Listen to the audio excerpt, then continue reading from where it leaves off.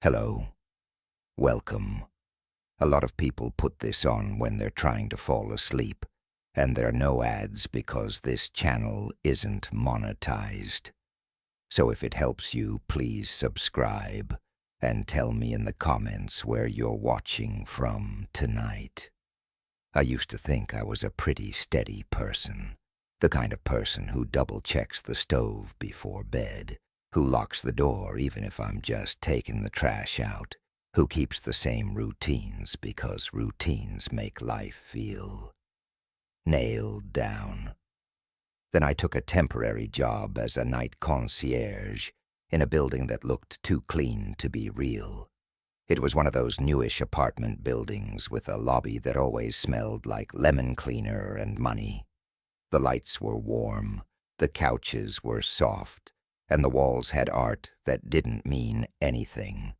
My job was basically to sit behind a desk from 10 p.m. to 6 a.m., accept deliveries, let residents in if they forgot their key fob, and call security if anything got weird.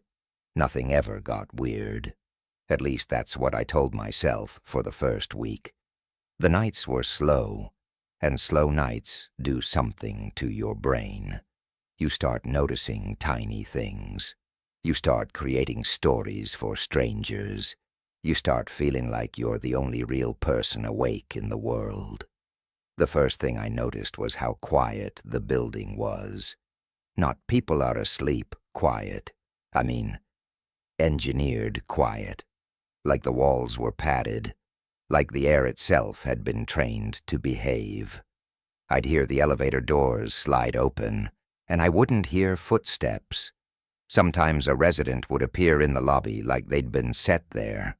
They'd nod at me, eyes puffy, hair pulled back, and they'd move toward the mailroom without any sound. I started watching them closely, just to convince myself my hearing was fine. Then the package problem started.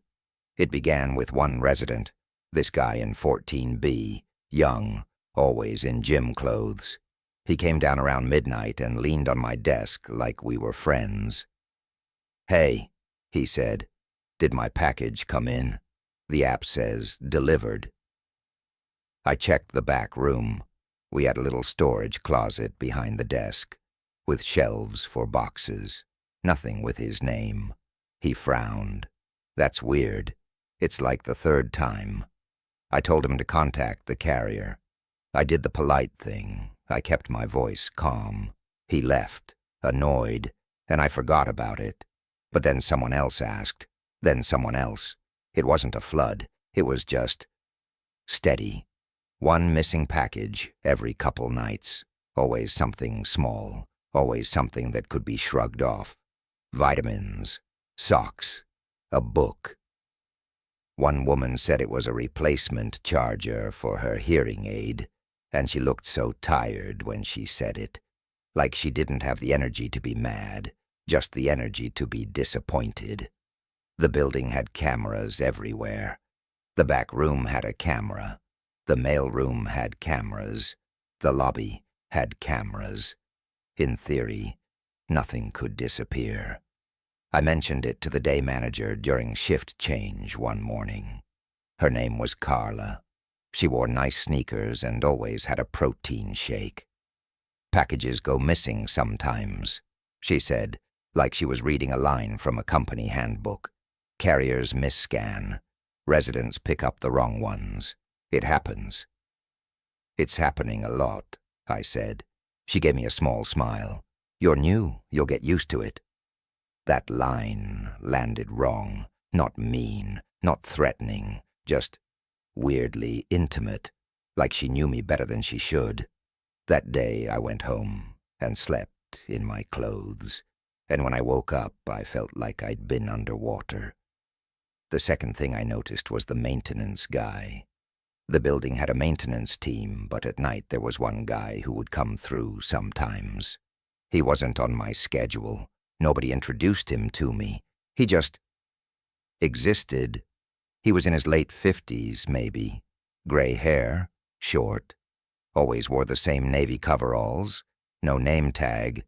He moved the way older men move when they're trying to seem harmless. Slow, a little hunched, hands visible. The first time I saw him, it was around 2 a.m.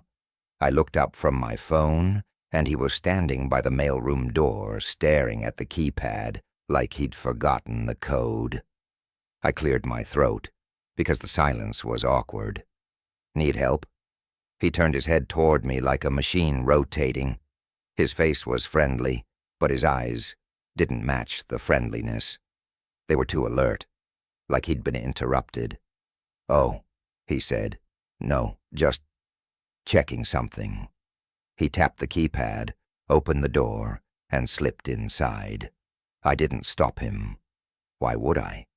He looked like he belonged, but something about that interaction stuck in my mind. The way he had been standing there before I noticed him. The way he didn't say my name, didn't ask my name, didn't even nod like most staff do. That silent little, "we're on the same team" nod. Later that week, I asked the security guard, Devon, a big guy with a gentle face, about the maintenance man. Devon blinked at me. "Maintenance? At night?"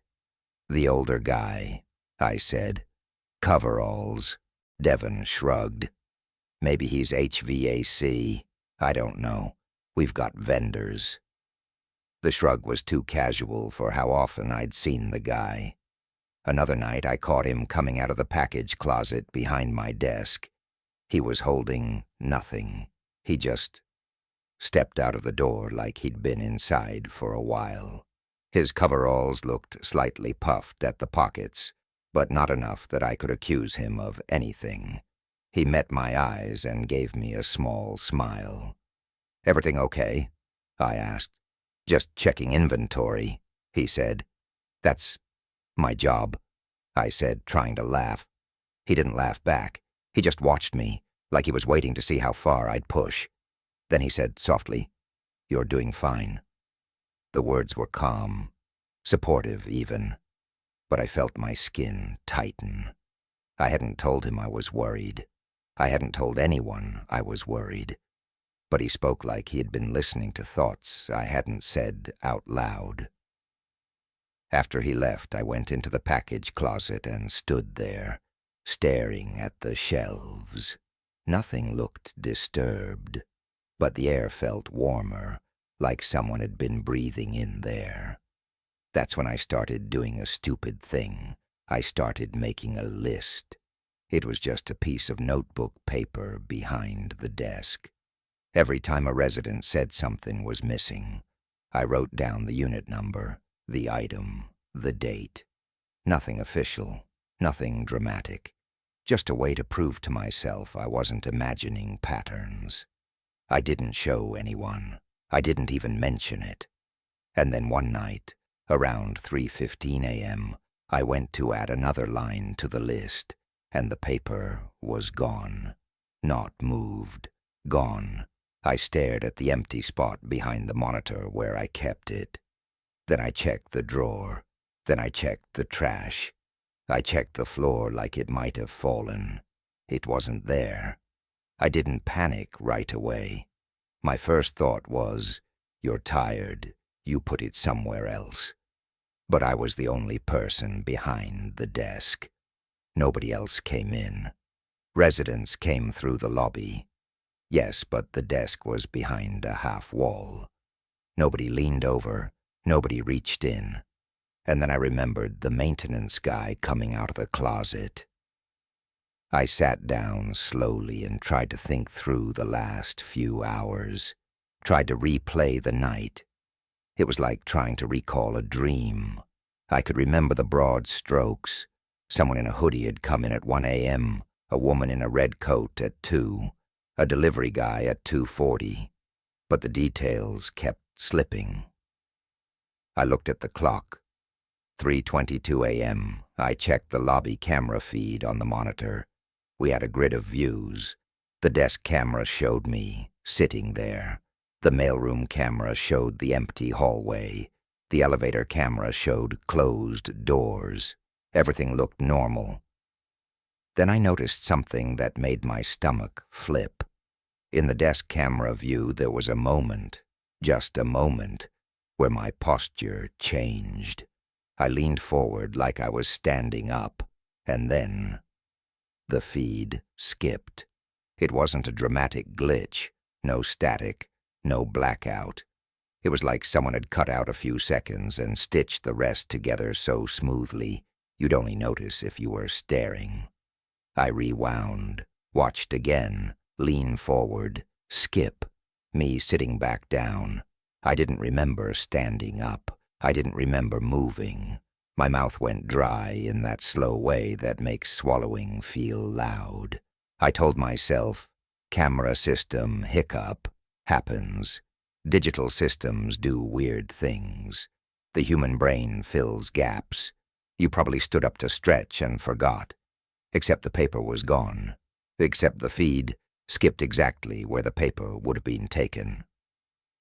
I stood up and walked to the mailroom, trying to look casual even though no one was watching. The mailroom was spotless.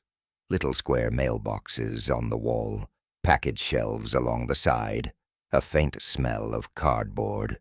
I checked the shelves. The missing packages weren't there. I checked behind boxes like someone might have hidden them as a prank. Nothing. I went back to the desk and tried to call Carla. It went to voicemail. Then I called Devon. No answer. For a few minutes I just sat there, listening to the hum of the lights, waiting for my heartbeat to slow down. It didn't. Around 4 a.m., the maintenance guy came through the lobby again. This time he didn't look at the mailroom keypad. He walked straight toward the desk, with that slow, careful pace. I stood up before he got close. He stopped a few feet away, hands relaxed at his sides. "Night's going okay?" he asked. My voice came out quieter than I meant it to. "Who are you?" He smiled like I'd asked what time it was. "Maintenance," he said. "I mean your name." He tilted his head. "You don't need my name.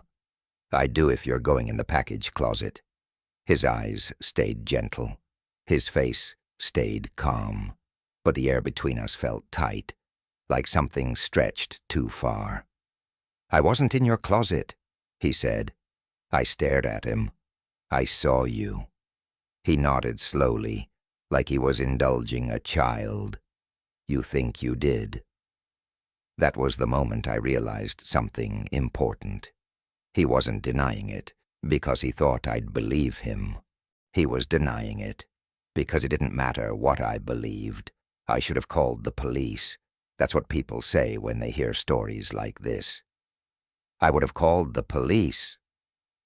But there's a weird trap you fall into when something is happening quietly, when nobody's screaming, when nobody's bleeding, when everything is technically fine. You start thinking you're the dramatic one. You start thinking you're about to cause trouble over nothing. So instead, I did a smaller, dumber thing. I asked, "Why are packages going missing?" He didn't answer right away. He looked past me toward the hallway that led to the back offices, like he was checking whether anyone else was nearby. Then he said, "People leave things where they don't belong." "That's not an answer. It's the only one you're going to get," he said, still soft, still calm. He stepped closer, just one step. Not enough to be threatening, enough to make me aware of the space my body took up. "You like routines," he said. My stomach tightened so hard it felt like nausea. I didn't respond. He nodded, like confirming something. "You like to know what to expect." I felt cold along my arms. "How do you—" I started. He cut me off gently. "You're doing fine." Then he walked away, unhurried, as if our conversation had been about nothing at all. After that night, I couldn't stop thinking about the camera skip. I couldn't stop thinking about my missing list. I couldn't stop thinking about the way he said I liked routines, like it was a fact he'd read somewhere. So on my next shift, I came in early. Carla wasn't at her desk yet. The lobby was empty. The daylight made the building feel safer, like the night had been a mistake. I asked the day receptionist to let me look at the vendor list. I phrased it casually. I want to know who's authorized to be in the building overnight. She hesitated, but she liked me. I was polite. I brought donuts sometimes. She logged into the system and pulled up a spreadsheet. There were vendors listed for cleaning, landscaping, security, elevator service, HVAC. No one matched the maintenance guy. I tried a different approach. Who has keys to the package closet? She shrugged. You, Carla, Devon, and maintenance, I think. Which maintenance? She gave me a blank look. Maintenance. My skin started to prickle again. That slow warning feeling. That night, on shift, I brought a little strip of clear tape in my pocket. At around 1 a.m., I waited until the lobby was empty. Then I opened the package closet and put a thin strip of tape along the top edge of the door and the frame. If the door opened, it would tear. A tiny little trick. Something you do when you want proof without being obvious. Then I went back to the desk and tried to act normal. The night dragged. A few residents came in. The elevator opened and closed. The lemon-clean smell stayed constant, like the building was holding its breath. Around 3 a.m., I checked the tape. It was intact. I let out a slow breath I didn't realize I'd been holding. Maybe I'd been wrong. Maybe the guy was legit and just weird. Maybe the camera skip was a glitch. Maybe the list fell into the trash and got taken out. At 3:40 a.m., a resident in slippers came down and said a package was missing. Again. I nodded, apologized, wrote it down, this time in my phone notes, not on paper. At 4:05 a.m., I checked the tape again. It was torn, cleanly, like someone had opened the door carefully and closed it carefully. My mouth went dry. I went back to the desk and looked at the camera feed. Desk cam. Me at the desk, looking down. Package closet cam. A view of the door.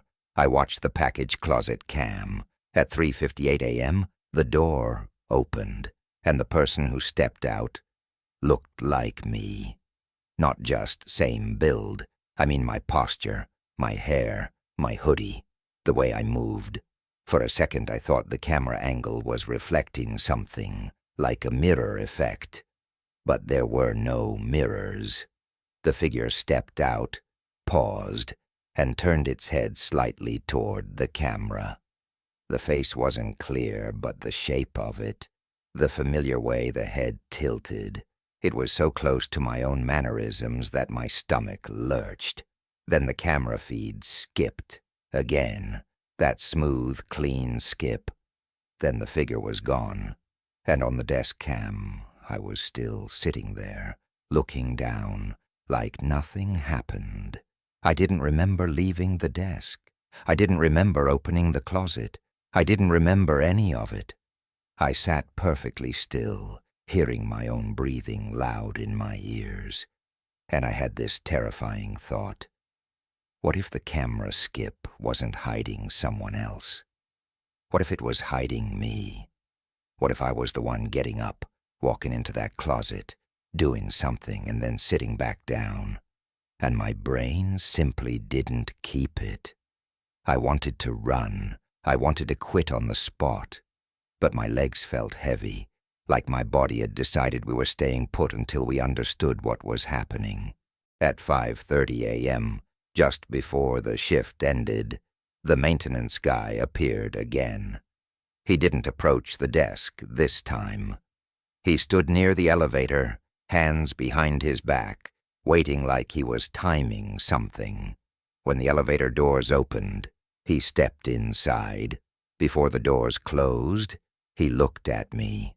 And in that warm lobby light, I could finally see something I hadn't noticed before. His coveralls had a logo stitched on the chest. It wasn't the building's logo. It was a small, simple icon I didn't recognize. A circle with a line through it, like an eye crossed out. Then the doors closed. I didn't tell Carla. I didn't file a report. I didn't go to the police with my camera feed skipped, and I think I saw myself leave my desk. Instead, I quit. I sent a text that morning. "Family emergency. I can't continue." Carla replied instantly, "I understand. You did fine." The same words. You did fine. That's what haunts me, honestly. Not a shadow in a hallway. Not a scream. Not a hand on my shoulder. Just the feeling that someone had been watching me long enough to learn what calmed me down, and that I'd been missing pieces of myself without noticing.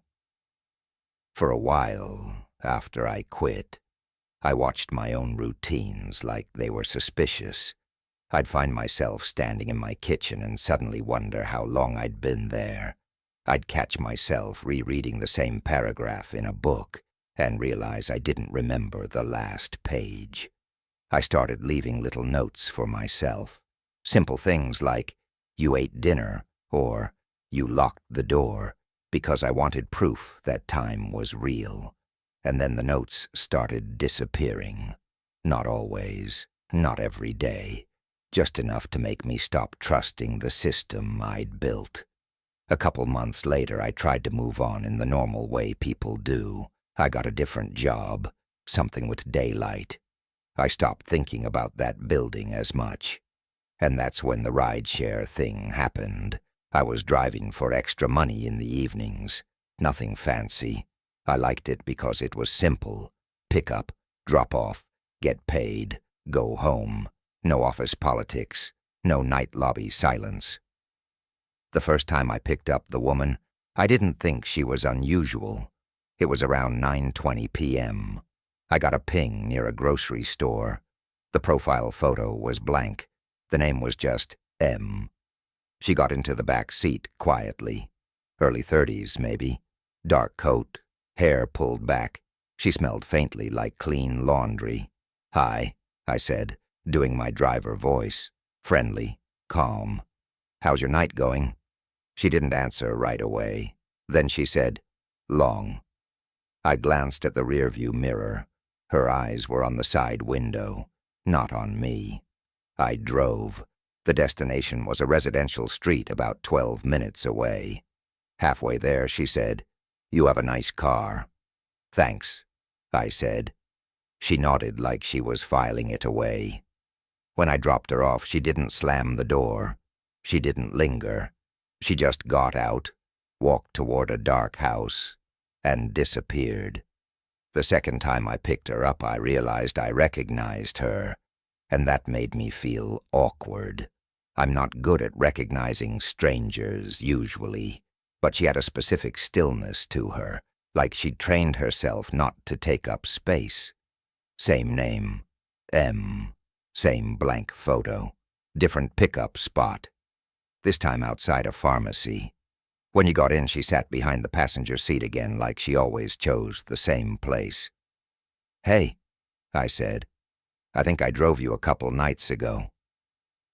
She looked at me in the mirror. Her expression didn't change, but her eyes sharpened slightly. "Did you?" It wasn't a question. "Yeah," I said, laughing a little, trying to make it normal. "Small world." She looked back out the window. "It is." The destination was different. This time a strip of apartments by the highway. When I dropped her off, I watched her walk across the lot. She never looked back. Not once. The third time I got the ping, I felt this small, tired annoyance. Because it was late. Because I wanted easier passengers. Because something about her quiet made me feel like I was doing something wrong, even though I wasn't. Pickup, a clinic. Name, M. When she got in, she said, without greeting, "You work a lot." I gripped the steering wheel a little tighter. "I guess," I said, Trying to pay bills. She nodded. You pick up late. I made myself laugh again because that's what you do when you want to soften something sharp. Yeah, I'm a night person. She was quiet for a few minutes, then she said, Do you ever lose time? I didn't answer immediately. My throat tightened. In the mirror, her face looked calm, curious almost, like she was asking about the weather.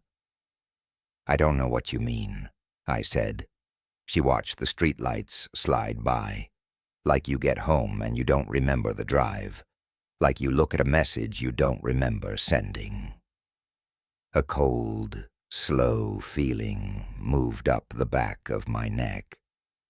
I think everyone does that sometimes, I said. She nodded again like she was checking off a box. Sometimes. When I dropped her off, it wasn't at a building, it was at a park at night. No lights except the street lamp near the entrance. The trees were black shapes. The playground was empty. I stopped at the curb.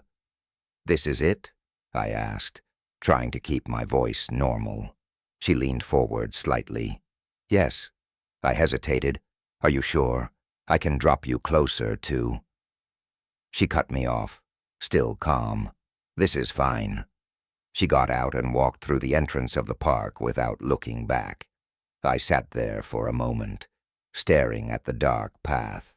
My instinct was to wait until she reached somewhere safer, but there was nowhere safer. She just kept walking until the trees swallowed her. I drove away with my skin buzzing. After that, I told myself if I got her again, I'd cancel. I didn't want the weirdness. I didn't want to feel like I was being studied. A week went by. No M. Then one night, I got a ping I couldn't afford to ignore. It was a long trip. Good money. I accepted before I could think. Pickup. A quiet residential street. Name. M. I felt my stomach drop. I pulled up to the curb. The street was empty. No porch lights. No movement. I waited. Then the back door opened and she got in like she'd been standing there the whole time, just out of my sight. She sat behind the passenger seat again. I said nothing. I didn't trust my voice. She gave me the destination. It was an address I recognized.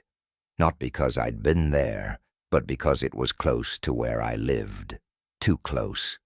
I started driving. After a few minutes, she said softly, You're careful. I swallowed. What? With your locks, she said. With your notes. My hands went numb on the steering wheel. I glanced at the mirror. Her face was turned toward me now, eyes steady. You shouldn't look at me while you drive, she added, like she was concerned for my safety. I forced my eyes back to the road. Who are you? She didn't answer. Why do you keep getting in my car? I asked. Her voice stayed even. You keep picking me up. That's not... I started, but I couldn't finish the sentence because part of me knew she was right in the worst way. The app offered. I accepted, over and over, like a routine. We drove in silence.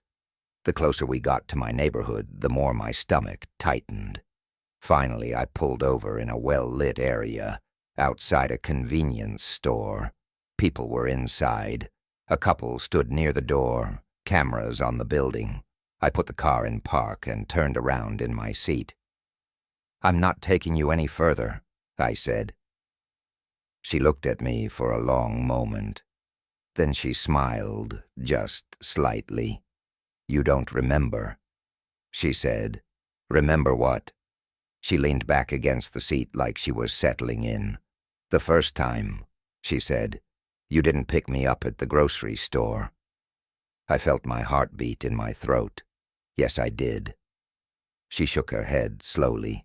No. I tried to speak, but my mouth was dry. Then where? She looked out the window at the convenience store lights. You picked me up from a lobby, she said, a building with lemon cleaner. I felt something cold slip through my ribs like an internal shiver. I couldn't breathe for a second. She continued, quiet and patient. You wore a different uniform then. You watched the cameras. You wrote things down on paper. My hands started to shake. I don't know what you're talking about, I whispered, but even as I said it, my brain flashed to that list disappearing. The camera skip, the maintenance guy's calm voice. She looked back at me. You did fine, she said. That exact phrase. My vision blurred slightly, not from tears, but from sheer overload. I reached for my phone, intending to call someone, anyone, but my fingers fumbled. She watched me like she'd seen this before. Don't, she said. It wasn't shouted. It wasn't dramatic. It was just firm. I froze. She leaned forward and very gently placed something on the center console, a small strip of clear tape, the kind you'd use to seal a box, the kind I used on the closet door. I stared at it. I keep things, she said. I give them back sometimes. My voice came out thin. What do you want? She paused, as if deciding how honest to be. Then she said, for you to notice. I swallowed hard.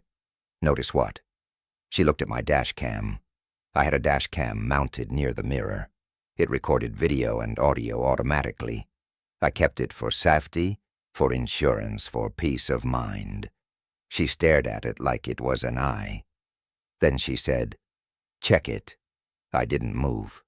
She leaned back again and folded her hands in her lap. After you drop me off, she said. Check it. Where am I dropping you off? I asked, even though I didn't want to know. She gave me an address. It was mine, my exact address. My throat closed. No, that I said. She nodded once. Yes. I stared at her, trying to find a crack. Some sign she was bluffing, some sign she was mentally unwell in a way that made this less terrifying. But her calmness wasn't chaotic. It was organized. I did the only thing my body could think to do. I unlocked the doors. Get out, I said. She didn't move. I said it again, louder. Get out of my car. She blinked slowly. Then she opened the door and stepped out. Before she shut it, she leaned in just slightly and said, you should start writing things down again, not on paper. Then she closed the door and walked away into the night, not toward the convenience store, not toward any house, just down the sidewalk until she blended into the dark. I sat there for a long time. Then I drove home, checking my mirrors constantly, my hands sweating on the wheel. When I got to my apartment, I sat in the car and watched the building. Nothing moved. No one waited near the entrance. No silhouette in the stairwell. I went inside and locked the door with shaking hands. Then I pulled the dashcam memory card and put it into my laptop. I expected to see what I remembered. The grocery store pickup, the pharmacy, the clinic, the park, and it was there, mostly. But there were gaps, not glitches, not corrupt files, clean gaps, like someone had deleted specific segments. I scrolled through dates, my throat tight, my eyes burning from staring too hard. Then I found a file labeled with a date from months ago. A date before I started rideshare driving. A date from when I worked in that lemon-clean building. The file opened. It showed the lobby desk. It showed me sitting behind it. And then at 3:58 a.m., it showed me stand up. No camera skip, no glitch. Just me, getting up, walking toward the package closet, opening it. Then it showed something I still can't fully explain to myself without feeling sick. Because I didn't just open the closet. I went inside. and I closed the door behind me. And the next thing in the footage was me opening the door again and stepping out, smoothing my hoodie, returning to the desk like nothing happened. The timestamp said I was inside for 9 minutes. 9 minutes I didn't remember, and when I watched my face as I stepped back out, there was something different about it. Not evil, not dramatic, just blank. Like I was present, but not home. After that, I stopped driving at night. I tried to return to normal life again, but normal life had started to feel like a story someone else told me. That's when my sister asked if I could babysit. It was supposed to be simple. She and her husband had tickets for a show. Their usual sitter canceled. They asked me last minute, and I said yes because I wanted to feel useful, anchored, like a normal family member with a normal favor. Their house was in a quiet suburb where every lawn looked trimmed by the same person. The street lights were spaced evenly. The houses were a little too similar, like the neighborhood had been designed to calm you down. My nephew, Owen, was 6. Sweet kid, quiet, observant. He liked puzzles and wouldn't look you in the eye when he was excited, like his feelings were too bright. My sister did the usual handoff. Snacks in the pantry, bedtime at 8, nightlight in the hallway, number on the fridge. She kissed Owen, hugged me, and said, "He's been having these weird dreams, but he's fine." "Everybody has weird dreams," I said. Her smile tightened. "Yeah, just, if he says something odd, don't react." I paused. "Like what?" She shook her head like she regretted bringing it up. "Nothing. Just, don't make it a thing." Then she left, and the house settled into that quiet suburban hum. Owen and I did a puzzle at the kitchen table. We watched a cartoon at low volume. Everything felt normal. At 7:40, I told him it was time to get ready for bed. He didn't complain. He just stood up, carried his little cup to the sink, and said, very casually, "If the door clicks twice, don't go upstairs." I looked at him. "What do you mean?" He shrugged like it was obvious. "Just don't." My skin prickled, but I kept my voice light. "Why?" He looked at me for a long moment, then said, "Because sometimes it's not, Mom." I felt a cold pressure behind my eyes. I wanted to laugh it off. Kids say weird stuff. They mix dreams with reality. They repeat something they overheard. So I said, "Okay, well, I'm here. It's just me." He nodded, satisfied, and went upstairs to brush his teeth. I followed a minute later, slower than usual, listening to the house. Nothing, just the faint sound of him spitting in the sink, the water running, the little noises of bedtime. When he was under the covers, I sat on the edge of the bed and read him a short book.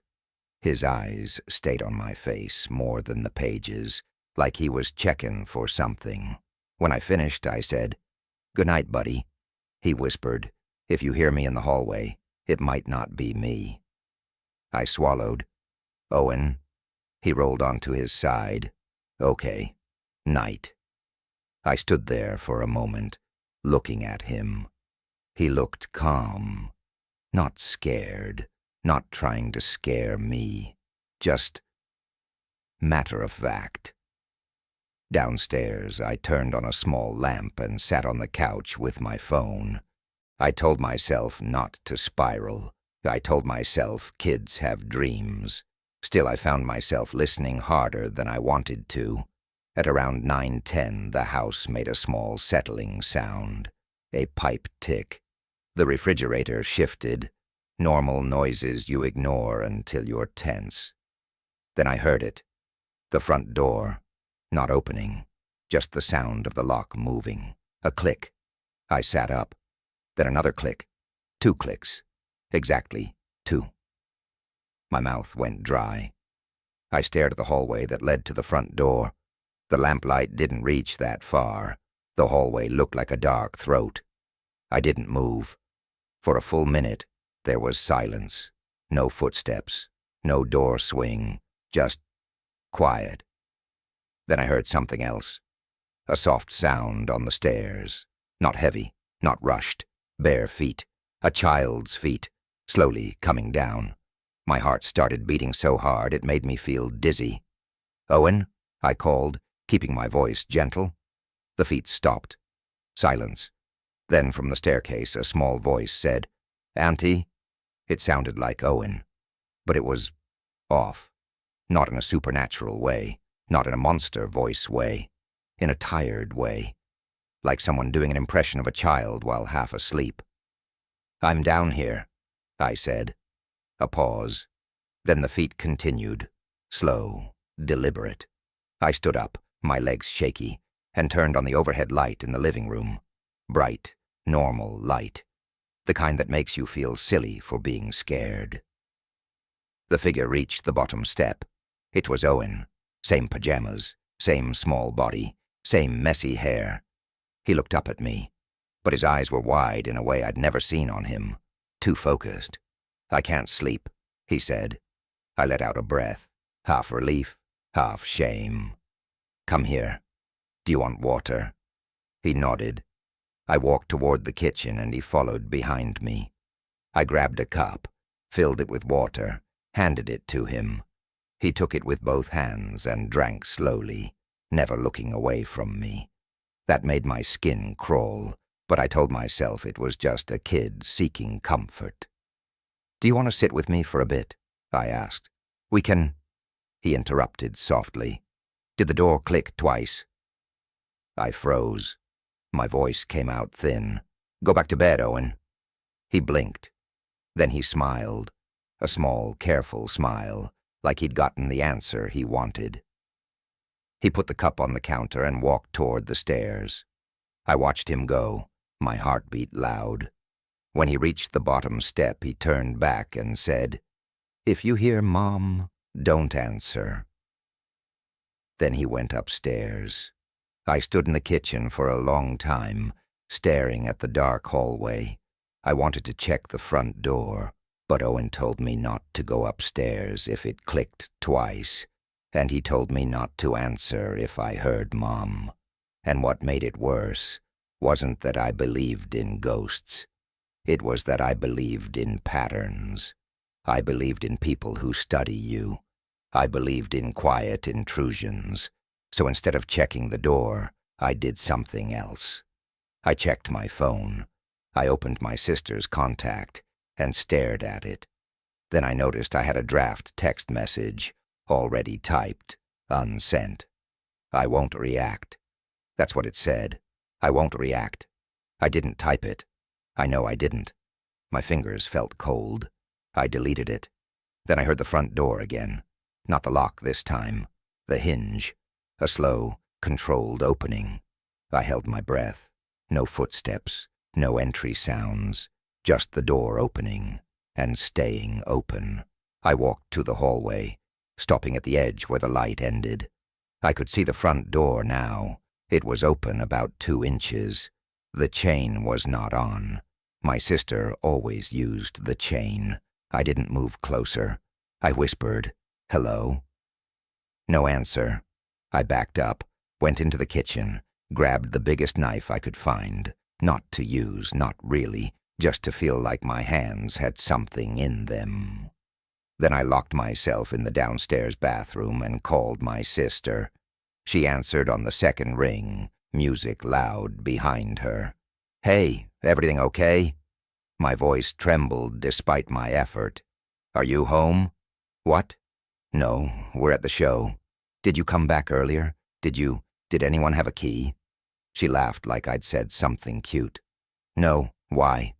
The door opened. I whispered. It clicked twice earlier. Her laughter stopped. I heard her swallow. "Okay," she said, very controlled. "Listen to me. Do not go upstairs." My stomach dropped. "What is happening?" She hesitated, then said, "Just don't. Lock yourself somewhere. Call the police. I felt heat rush behind my eyes. Why? She exhaled, and her voice got smaller. Because Owen has been sleepwalking. But sometimes when he does it, he says things he shouldn't know. And sometimes the door does that, and nothing is there. I pressed my hand to my mouth. She continued, We've had the locks changed twice. We've installed cameras, and every time there's a gap. A gap. That word made my body go cold. I'm calling the police, she said. Right now. Stay on the line with me.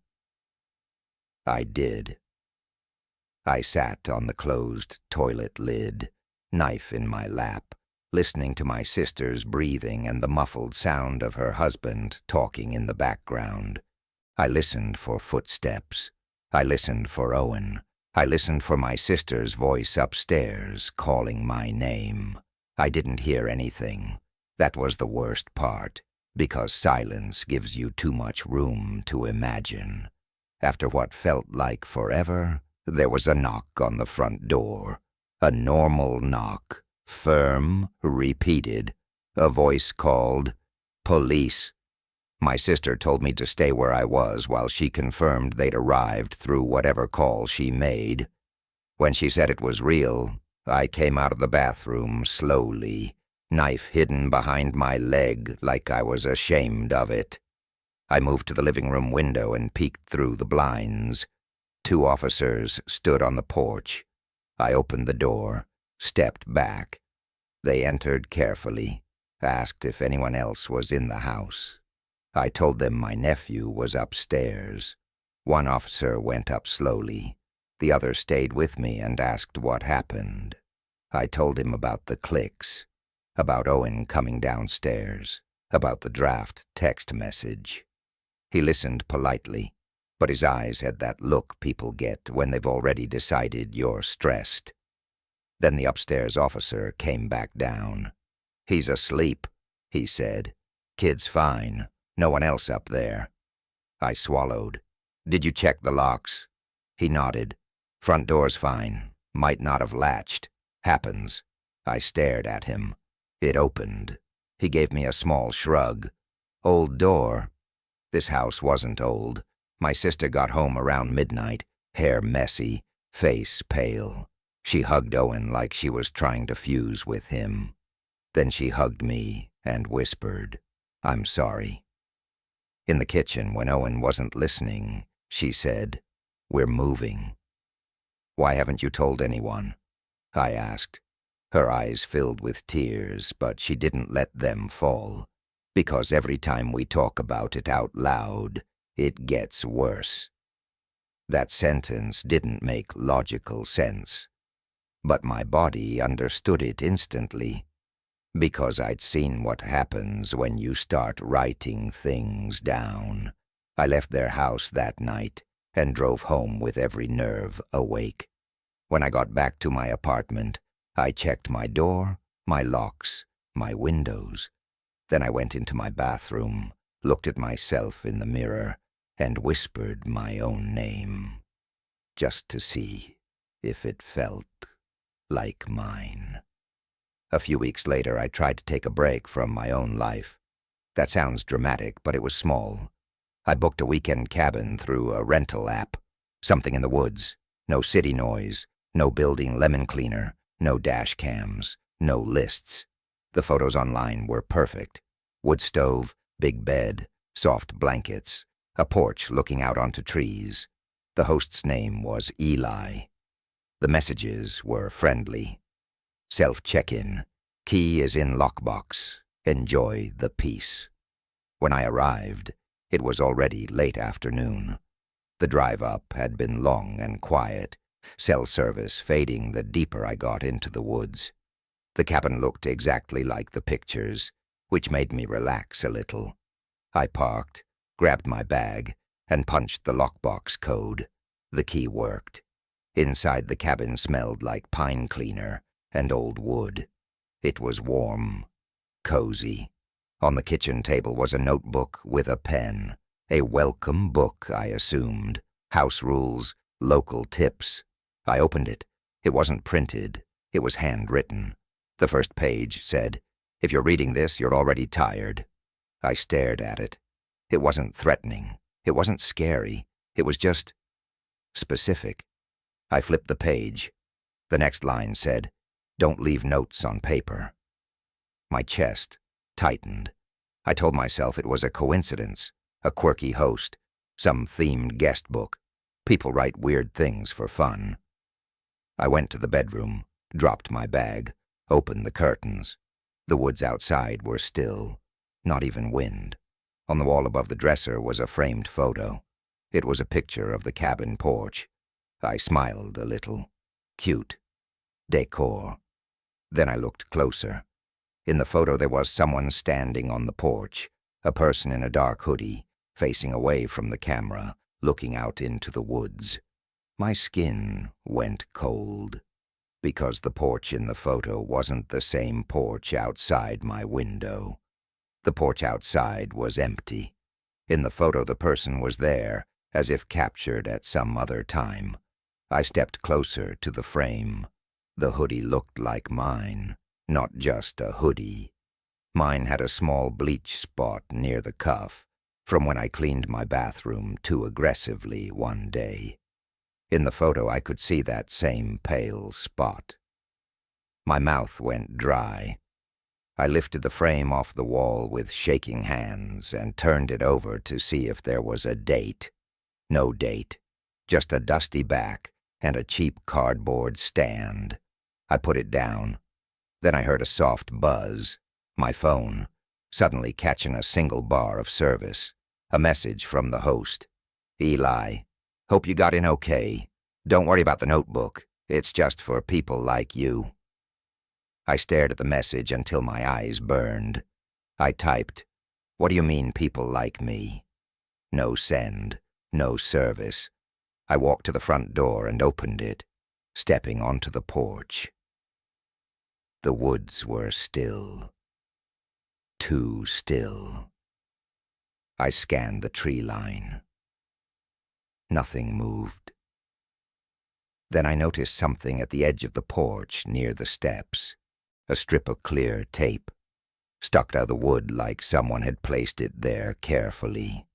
I didn't touch it. I went back inside and locked the door, even though I knew a cabin lock was mostly symbolic. I tried to breathe slowly, tried to be rational. It's a rental. Hosts leave guest books. People prank. You're tired. You're primed to see patterns. So I did what I always do when I'm trying not to panic. I looked for control. I checked the rooms, closet, the bathroom, under the bed. Nothing. I checked windows. Locked. I checked the back door. Locked. Then I noticed something else. The cabin had motion sensor lights outside, the kind that click on if anything moves near the porch. The sensor light was on, but nothing was there. I stood by the window, watching the porch. The light stayed on. Minutes passed. It didn't shut off. Like something was moving just out of the sensor's view, or like the sensor had been triggered and disabled. My hands started to shake again.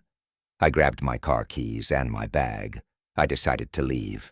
I didn't care about refunds. I didn't care about being dramatic. I just wanted distance. I opened the front door and stepped onto the porch. The motion light was still on. The woods still looked empty. I took one step toward the stairs, and the porch floor creaked in a way that sounded like a reply. Not just a normal creak, a creak right behind me, like someone had stepped onto the wood after I did. I froze, my whole body locking. The air felt heavy. I didn't turn around quickly. I forced myself to turn slowly, because fast movements feel like panic, and panic makes you stupid. The porch was empty, but the front door behind me had a small strip of tape across the top edge. Clear tape, fresh. It hadn't been there when I opened the door. I would have seen it. I'm the kind of person who notices tape. My throat tightened until it hurt. I stepped back inside and shut the door. I stared at the tape. It sat there like a little smile. Then I heard something inside the cabin. Not a voice, not a thud. Just the faintest sound of a pen moving across paper. From the kitchen, the notebook. I stood perfectly still. The sound continued. Slow. Patient. Someone was writing. I didn't go to the kitchen. I walked backward into the bedroom, shut the door, and locked it with the tiny interior lock that felt like a joke. I sat on the floor with my back against the bed, keys clenched in my fist, and listened. The pen scratched, paused, scratched again. Then it stopped. Silence. So complete, I could hear my own heartbeat. I waited. After a long minute, I heard a soft tap. On the bedroom door, not knocking, not pounding, a single tap, like a polite reminder. Then another. Then very quietly, a voice on the other side said, "You're doing fine." My eyes filled with tears I didn't want. I didn't answer. The voice didn't speak again. I stayed there until dawn, when the woods turned gray and the birds started making their small, ordinary sounds that felt like proof of reality. When the light came, I unlocked the bedroom door and walked into the kitchen. The notebook was open. A new line had been written beneath the last page I'd seen. It said, "You're starting to remember." I left the cabin and didn't stop driving until I hit a highway with traffic and billboards and fast food signs, until the world felt loud enough to keep whatever that was from following. For a while after that, I tried to stop looking for patterns. I tried to live like other people, work, eat, sleep, repeat. Then I got invited to a high school reunion. I almost didn't go. I didn't want to. But I had this quiet belief that if I kept isolating myself, I'd end up trapped inside my own head, and my own head had started to feel like an unsafe neighborhood. So I went. It was held in a rented event space attached to a restaurant. Warm lights, music not too loud, name tags on a table. I wrote my name in marker and stuck it on my chest. Seeing my own name like that made me feel weirdly exposed. People recognized me in bursts. "Oh my God, it's you." Hugs from people who didn't know me anymore. Small talk about jobs and marriages and kids. I sipped a drink and tried to relax. That's when I met him. He didn't have a name tag. He stood near the photo display, old yearbook pictures printed and arranged on foam boards. He looked normal, mid-30s, nice shirt, clean haircut, friendly face. When I walked near him, he turned and smiled like we'd already been talking. "You came," he said. I blinked. "Yeah, I wasn't sure you would," he said. I tried to place him. His face was familiar in the vague way so many faces are, but I couldn't attach him to a memory. "Sorry," I said, laughing lightly. "Remind me." He waved it off. "It doesn't matter." That line hit me like a cold fingertip. I forced myself to stay calm. "Okay. Well, who are you?" He looked at my name tag. "You don't need my name." My stomach dropped so hard I felt dizzy. I stepped back. "Excuse me," I said, trying to move away. He didn't grab me, he didn't block me. He just walked beside me as I moved toward the drink table, like we were friends catching up. "You're doing better," he said. I stared at him. "What?" He nodded at my glass. "You used to pick at your nails when you were nervous." I felt my hand, unconsciously, at my thumb. I forced it down. He continued, voice conversational. "You stopped. That's good." I swallowed. "Do I know you?" He smiled. "Not the way you mean." I walked faster toward the bathroom hallway where it was quieter, away from the crowd. He followed at a polite distance, not chasing, not rushing, just present. I stopped near the restroom doors and turned to face him. "Why are you talking to me?" I said, low. He looked genuinely curious. "Why are you here?" I frowned, because I was invited.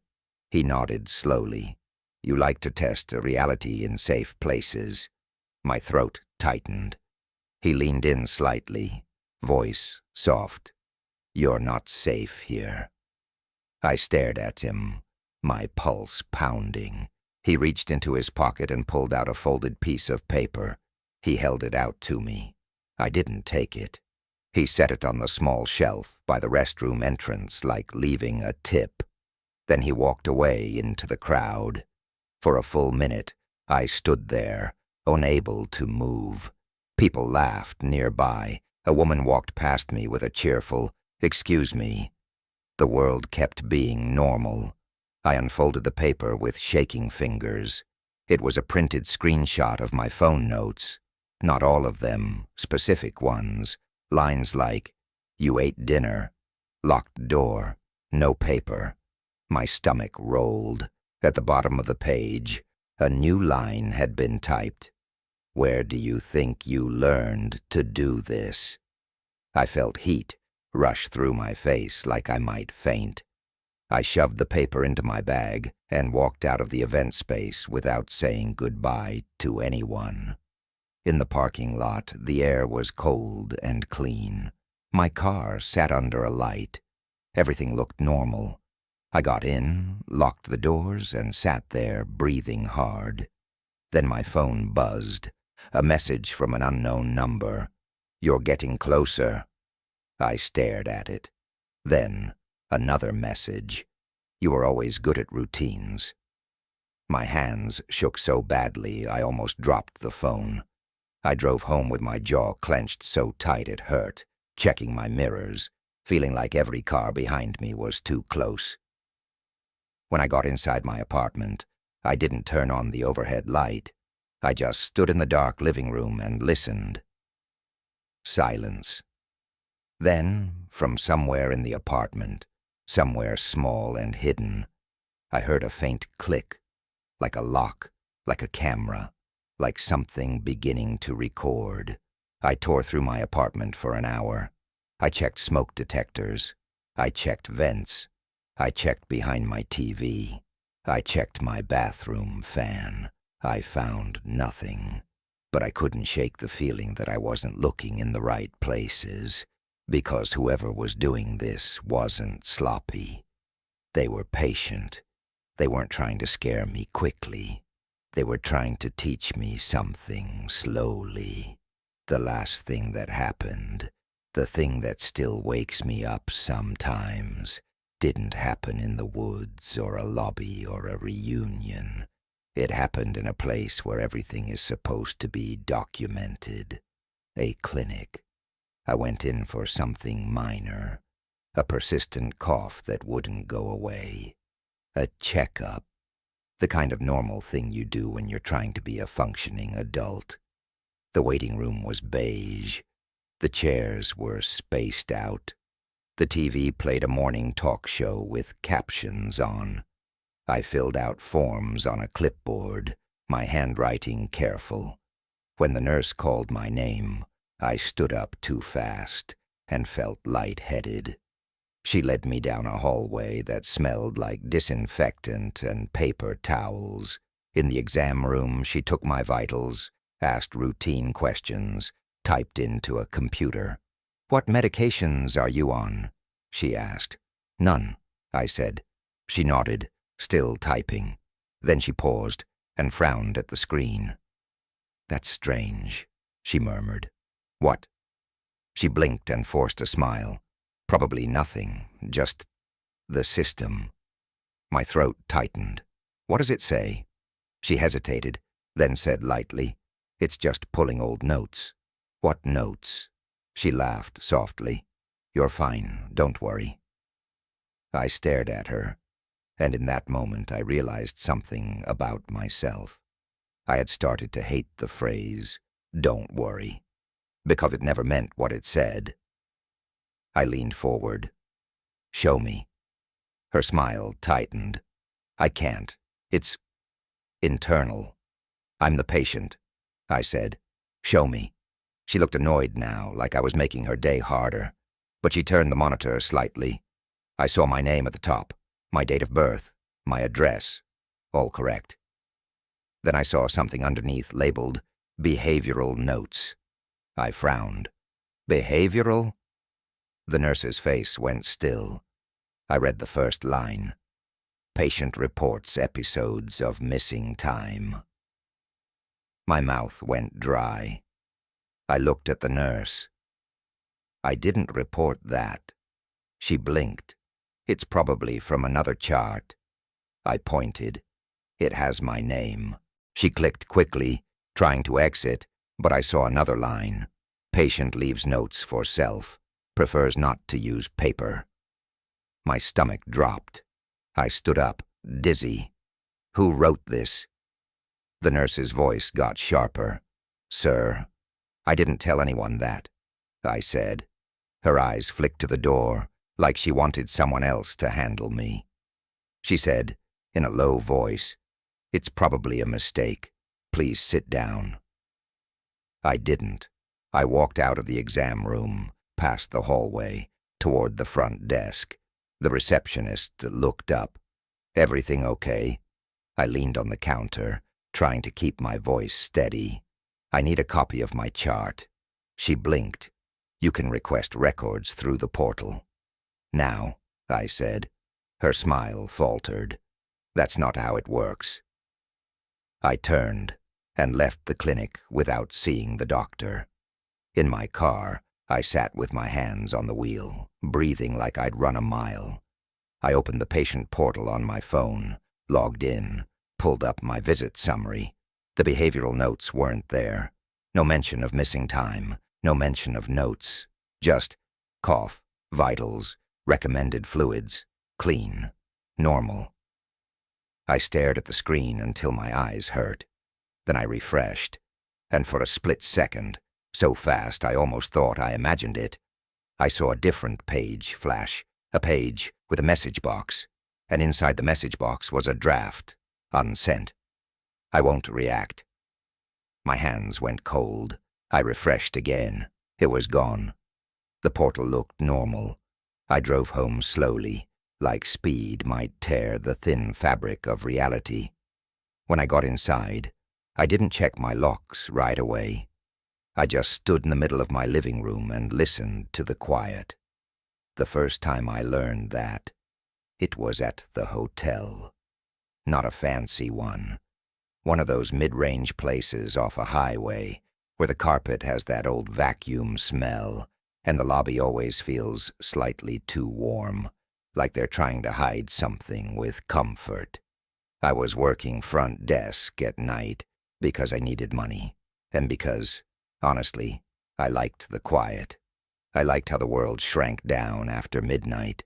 Fewer faces to read, fewer voices, less pretending. Night shift teaches you the real shape of a building. During the day, a hotel is a living thing. Doors opening, wheels rolling, laughter, arguments, housekeeping radios. At night, it becomes a shell, a hollow place with a few sleeping bodies tucked into rooms like items in drawers. I learned the rhythms fast. Around 11:30, the last late check-ins. Around 1, someone always came down for ice like it was a mission.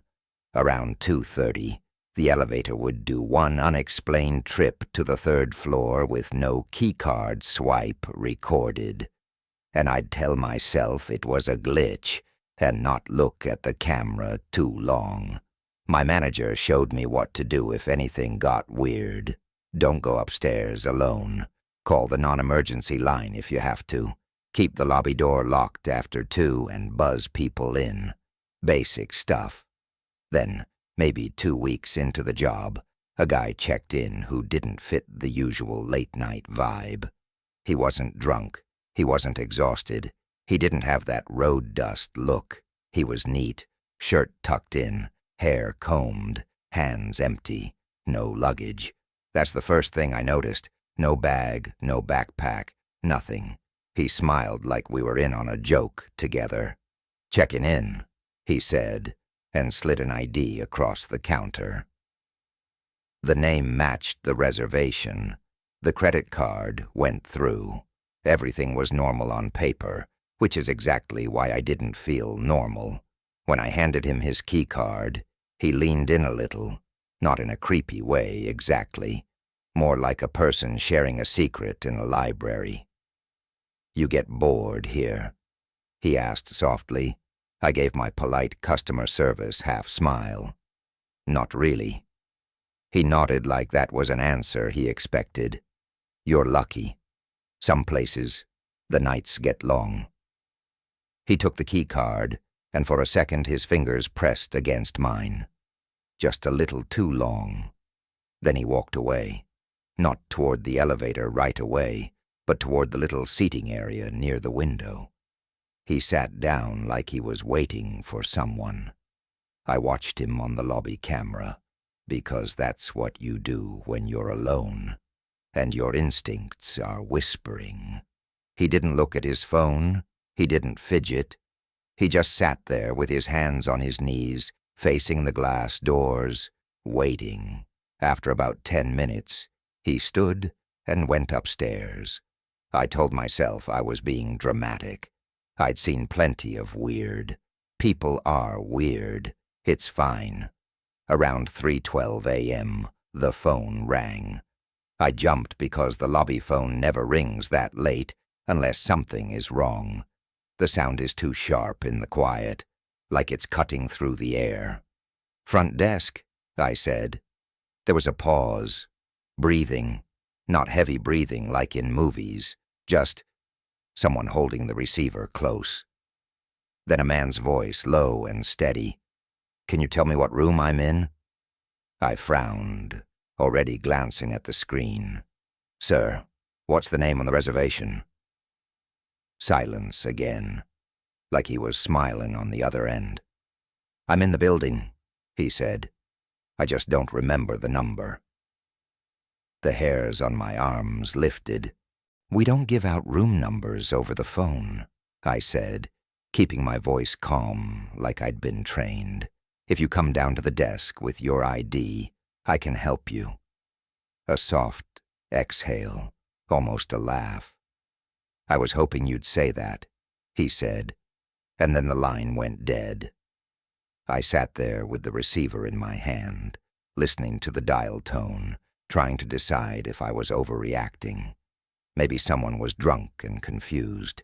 Maybe a guest with a brain fog moment. Maybe... The elevator dinged. Not loud, just that polite little chime. But in the empty building it sounded like a bell in a church. I looked up. The elevator doors opened, and the man from earlier stepped out. He walked toward the desk like he was finishing a loop, like we'd scheduled this. "Hey," he said quietly, like we were friends. "It's me again." I didn't answer right away. I looked at his hands, still empty. "Can I see your ID?" I asked. He tilted his head. "Why?" "So I can help you," I said. He smiled wider this time, and something about it felt practiced, not friendly, controlled. "I don't have it," he said. "I left it upstairs." "Then I can't help you," I said, and I hated how small my voice sounded in my own ears. He leaned forward a little, putting his elbows on the counter, close enough that I could smell him. Clean laundry scent, soap, nothing alarming. That made it worse. "I just need to know my room," he murmured, "and you're the only person awake." My mind did this quick math. If he really was a guest, the system would show his room. But if I told him without verifying, and he wasn't, then I'd be handing him information like a weapon. I forced a professional smile. "I can print you a new key if you tell me your name and show ID." He stared at me for a long moment. His eyes were calm, not glassy, not angry, just curious. Then he said, "You have cameras, right?" I nodded slowly. He glanced up toward the corner dome camera like he could see through it. "Do you watch them a lot?" "Sometimes," I said. He looked back at me. "What if you missed something?" I didn't reply. My fingers were under the counter, touching the phone, ready to call someone, anyone, if I had to. He straightened. "Okay," he said pleasantly, like the conversation had ended. "I'll go get it." He turned and walked back toward the elevator. I watched him step inside. The doors closed. I watched the panel above tick upward. 2, 3, 4. He got off on the 4th floor. On the camera, I clicked to the 4th floor hallway feed. Grainy night vision. A long corridor with framed prints of boats on foggy water. The man walked down the hall and stopped at a door. "Room 417. He stood there, facing it, perfectly still.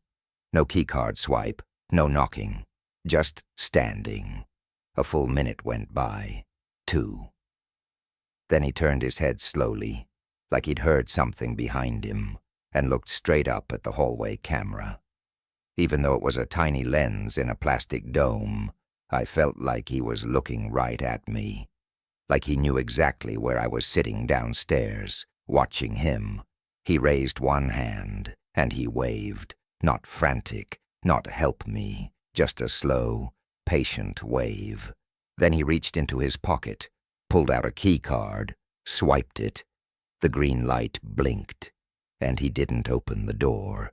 He just stood there with his hand on the handle, holding it down like he was testing whether it would latch. Then finally, he let go, slipped the key card back into his pocket, and walked away from the door.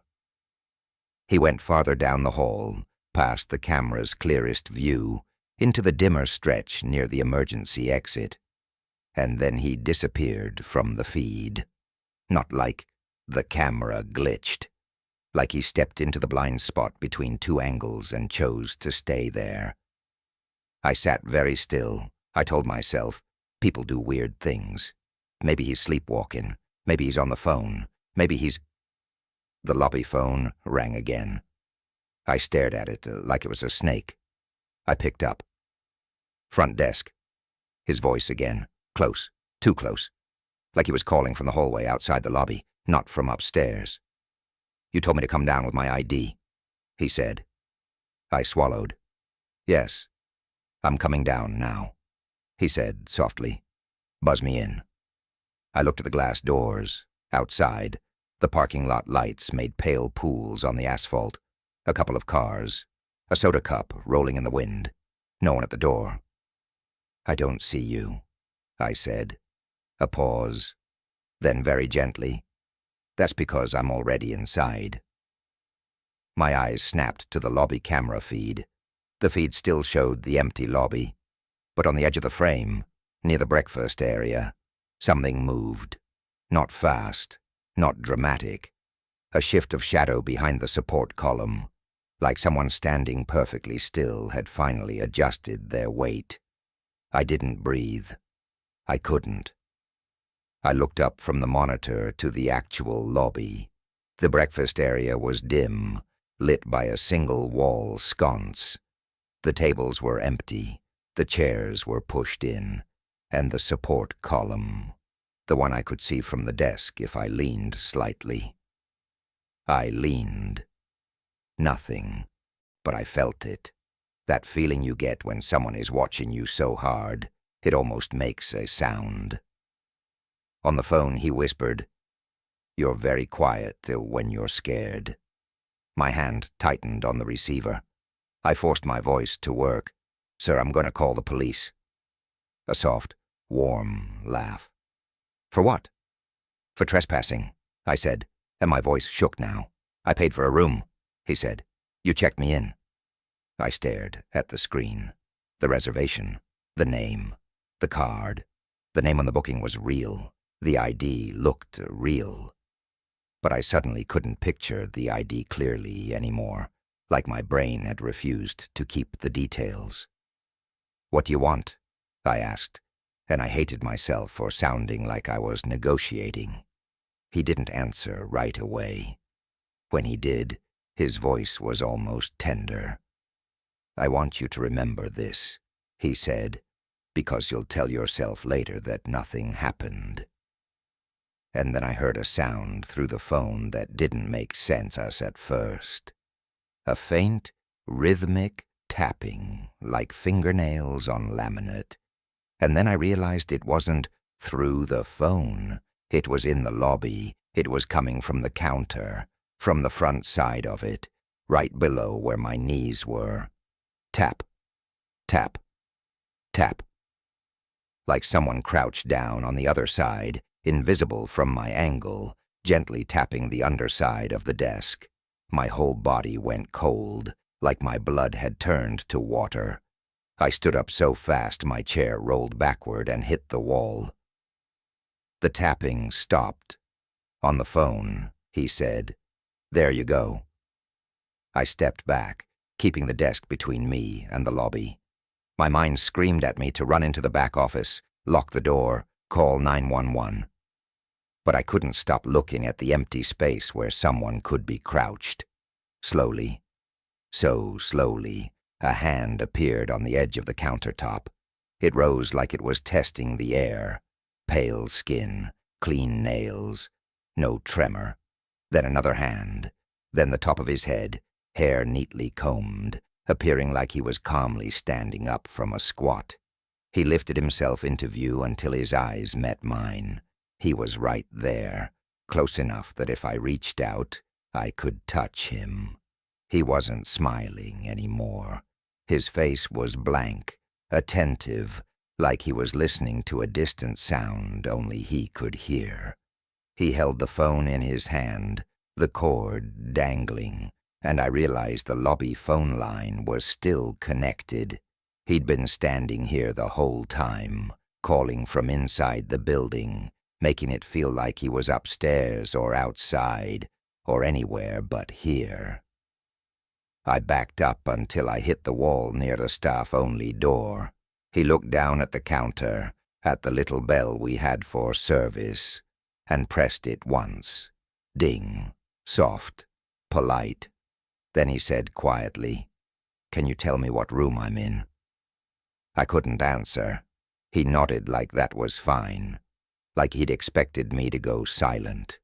Then he turned his head slightly, listening again, and his eyes slid past me, toward the staff-only door, like he already knew what was behind it, like he'd been behind it before. I didn't wait. I lunged through the staff door and slammed it, locked it, and my hands were so clumsy it took me 3 tries to get the deadbolt to catch. I called 911 with shaking fingers. While I waited for the dispatcher to pick up, I heard the bell again. Ding, ding, not frantic, not angry, just persistent, like a metronome. The police arrived fast.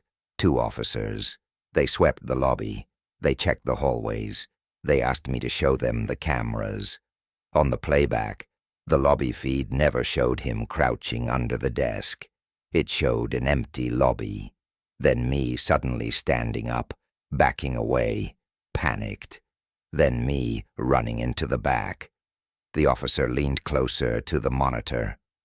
"Are you sure you saw someone?" he asked, not unkindly, but with that tone like he'd already chosen his answer. I insisted. I told him about the tapping, the phone call, the key card at 417, the wave. They checked the 4th floor. Room 417 was empty. No luggage, no personal items. Bed untouched. The reservation existed, but the card on file was a prepaid card, purchased with cash. The ID number on the scanned copy. It matched a real person in another state who'd reported their wallet stolen months ago. "What about the cameras upstairs?" I asked, desperate. The officer clicked through the hallway feeds. On the 4th floor camera, you could see a man walk down the hallway and stand at 417. You could see him look up. You could see him wave. Then, just like I remembered, he stepped into the blind spot. But here's the part that made my mouth go dry. He didn't have a key card in his hand. Not on the video. His pocket stayed flat. No swipe, no green light. He never touched the handle. The timestamp jumped forward a few seconds, like there was a micro cut in the footage, the kind you get when a system buffers or drops frames. And after the jump, he was gone. Just gone. The officer stared at the screen and said, "Could be a glitch." I wanted to scream. I wanted to grab him by the sleeve and drag him into the quiet of the hallway and make him feel what I'd felt. Instead, I nodded because I realized something in that moment. Something simple and ugly. It didn't matter what the cameras showed. It mattered what I would remember later, and I already felt the edges of the memory blurring, like my brain was trying to protect itself by sanding down the sharp parts. I quit 2 days later. I told everyone it was because of school, because of schedule, because I didn't like nights. I never told them that sometimes, when I'm trying to sleep, I still hear that little bell. Ding. Not in my ears, in my mind. Like a reminder that the scariest people don't have to break anything to get to you. They just have to learn the shape of your routine. After that job, I started paying more attention to patterns. Mine, other people's. The way I parked. The way I carried my keys between my fingers at night, like it made me brave. The way I always took the same route home because it felt efficient. And then there was the train. I live in a place where public transit is normal, where you can ride half asleep, surrounded by other half-asleep bodies, and nobody thinks twice. For a while, the train felt like the opposite of the hotel. Bright, full of people, predictable, stations, announcements, timetables. But predictability is just another kind of softness, the kind you sink into. My commute was simple. I'd get on at my stop, ride 6 stops, get off downtown, walk to work. Same platform, same bench, same corner where the tiles were cracked. There was a man who rode at the same time as me most mornings. I noticed him because he always stood in the same spot on the platform, right under the exit sign, hands in his coat pockets, staring at the tracks like he was waiting for something to rise out of them. He wasn't creepy exactly, just fixed, like a photograph that had been placed into the moving world and didn't quite match. At first, we never made eye contact. Then one morning I felt his gaze on me. I looked up and he was watching me openly. Not like checking me out, not like flirting, like he was counting something. I looked away. The train arrived. We got on. He sat 2 seats behind me. I know that because I heard the soft brush of his coat against the fabric, and because I did that thing people do where they pretend not to look while actually mapping the space behind them in reflections and peripheral vision. The ride was normal. People scrolling, a woman eating a granola bar, someone's earbuds leaking tinny music. Then between stations, the train slowed. Not unusual. Sometimes there's congestion, but this time the lights flickered once, not fully off, just a dimming, like a blink. And for a second, in that blink, the whole carriage went quiet in a way that didn't match the reality, like the sound had been turned down. When the lights stabilized, people were still there, but a few things were off. The woman with the granola bar had her hand near her mouth, but the bar itself was gone. Not eaten, just gone. A man across from me had been tapping his foot. Now his foot was still, and his eyes were wide, like he'd woken from a dream mid-sentence. No one said anything. No one reacted like something had happened, and maybe it hadn't. Maybe my brain had glitched, like the hotel camera. I tried to shake it off. At the next station, more people got on. The man from the platform didn't move. He was still behind me. I stared at the ad above the door to give my mind something to hold. A dentist, a smiling face, perfect teeth. My stop was coming up in a few minutes. I relaxed, and then I realized I didn't recognize the station we were passing. The sign on the wall outside the window flashed by, a name I'd never seen. The tile color was wrong. The lighting was colder. My stomach tightened. I checked the route map above the doors. The little red LED dot was not where it should be. It was 3 stops past my usual exit. I felt a surge of panic. I must have zoned out, missed my stop. It happens. But then the train announcement came on. This is, Eastbridge. Eastbridge was not on my line. I looked around, expecting other people to react, to look confused, to check their phones. Nobody did. They sat like they'd always known Eastbridge was next. I stood up, heart pounding, and pushed toward the door, ready to get off and figure it out above ground. As I stood there, gripping the pole, I caught a reflection in the dark window.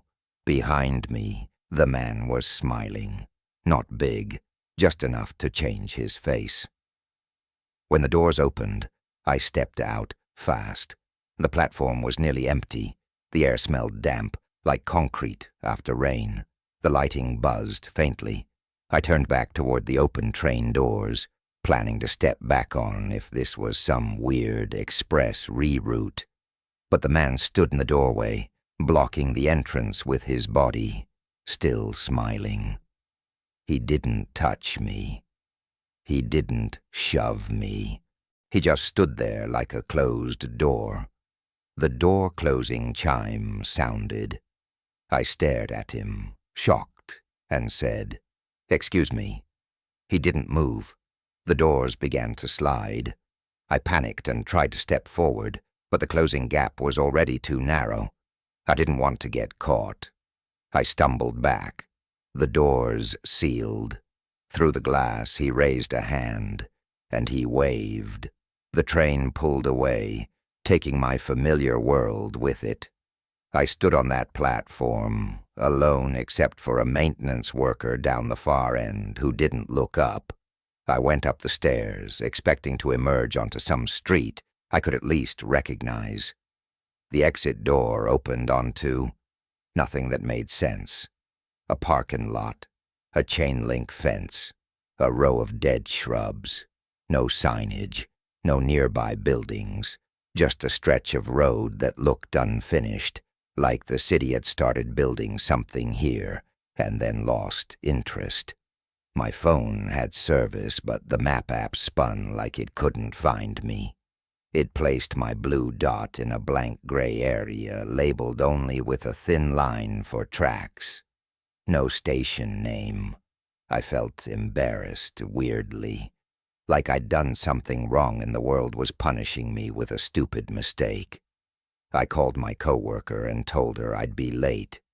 I didn't explain. I didn't even know how. I walked along the road until I found a bus stop. No schedule posted, just a bent metal pole with a small faded sign. I waited. A bus came 20 minutes later. The driver looked tired. I asked him where I was. He stared at me like I'd asked something strange. "Eastbridge," he said. "End of the line." I don't usually come here," I said. He shrugged. "Then don't." I got on. I rode back toward the city, watching out the window like I expected the scenery to snap back into place like a screen refreshing. By the time I got downtown, everything looked normal again. My phone map suddenly worked, as if it had decided to be helpful again. It showed Eastbridge as a station, but on a different line entirely, one that didn't connect to mine. I told myself I must have gotten on the wrong platform, the wrong train. Simple, but here's the problem with that explanation. The next morning, I went to my usual station. Same time, same bench, and the man was there, under the exit sign, hands in his pockets, waiting. This time, when I looked at him, he looked right back like he'd been expecting it. As the train approached, he took a small step closer to me and said very softly, "Did you find your way back?" I froze. My mouth went dry. "What?" I managed. He smiled that small smile again. "A lot of people don't." The train arrived. The doors opened. People moved around us. I stepped back instinctively. He didn't follow me into the carriage. He just stayed on the platform, watching me get on like he was letting me go. All day at work, my brain kept replaying it, trying to make it make sense.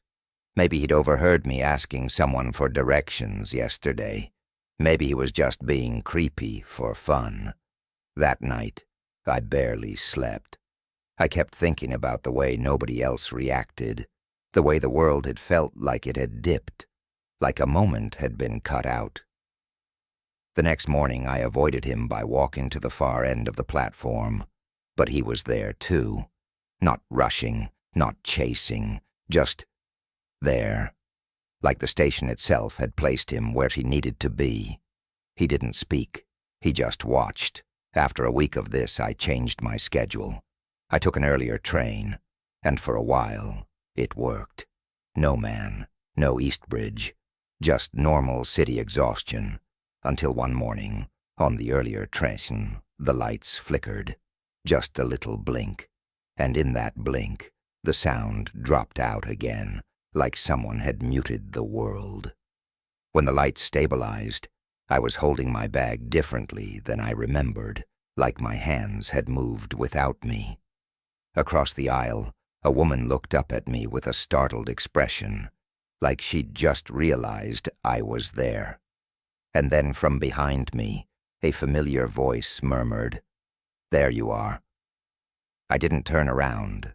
I couldn't, because I knew in that quiet certainty that fear gives you, that if I turned and saw him sitting there, calm and smiling, my mind would start to accept something I didn't want to accept. That my life wasn't just a line I rode every day, it was a track, and someone else knew the stops better than I did. I got off at the next station and never took the train again. I spend more money now on ride shares and buses and walking. I tell people it's for exercise, for mental health. But really it's because on a bus you can ask the driver where you're going, and on foot you can feel the ground under you, and in a car you can watch the streets pass and know, at least mostly, that the world hasn't blinked and left you behind. Sometimes, though, I still dream I'm on that platform, and the exit sign is flickering, and there's a man standing under it, hands in his pockets, waiting patiently for me to forget. After the hotel and the train, I started doing that annoying thing people do after something scares them. I made rules. Little rules like charms. Always lock the deadbolt. Always check the back seat before driving. Always keep one earbud out. Always make sure your phone is charged. Rules make you feel like you're in control, even when you're not. The building I moved into was the kind of place you choose because it's quiet. Small complex, 6 units, a narrow courtyard with a struggling tree in the middle. Everyone kept to themselves. My unit was on the 2nd floor. From my kitchen window I could see the back parking area and the alley beyond it. At night, the alley was so dark it looked like a strip cut out of the world. The neighbor across from me was an older woman I rarely saw. The neighbor below me was a guy in his 30s who worked odd hours and played music sometimes, never too loud. Then the unit next to mine became vacant. For a month, nobody moved in. The landlord painted it, replaced the blinds. I'd hear footsteps, a radio, the scrape of furniture being removed. Then one evening, as I came home with groceries, I saw a man carrying a small box up the stairs. He looked about my age, maybe a little older, dressed simply, clean. He smiled when he saw me, like he'd been waiting to meet me. "Hey," he said, "I'm moving in next door." "Oh," I said, balancing bags. "Welcome." He set the box down and offered his hand. "I'm Nate." I shook it. His grip was normal. His hand was slightly cold. I told him my name. He repeated it, like he was making sure he got it right. "Nice to meet you." That was it. Normal neighbor interaction. Over the next week, I noticed little things.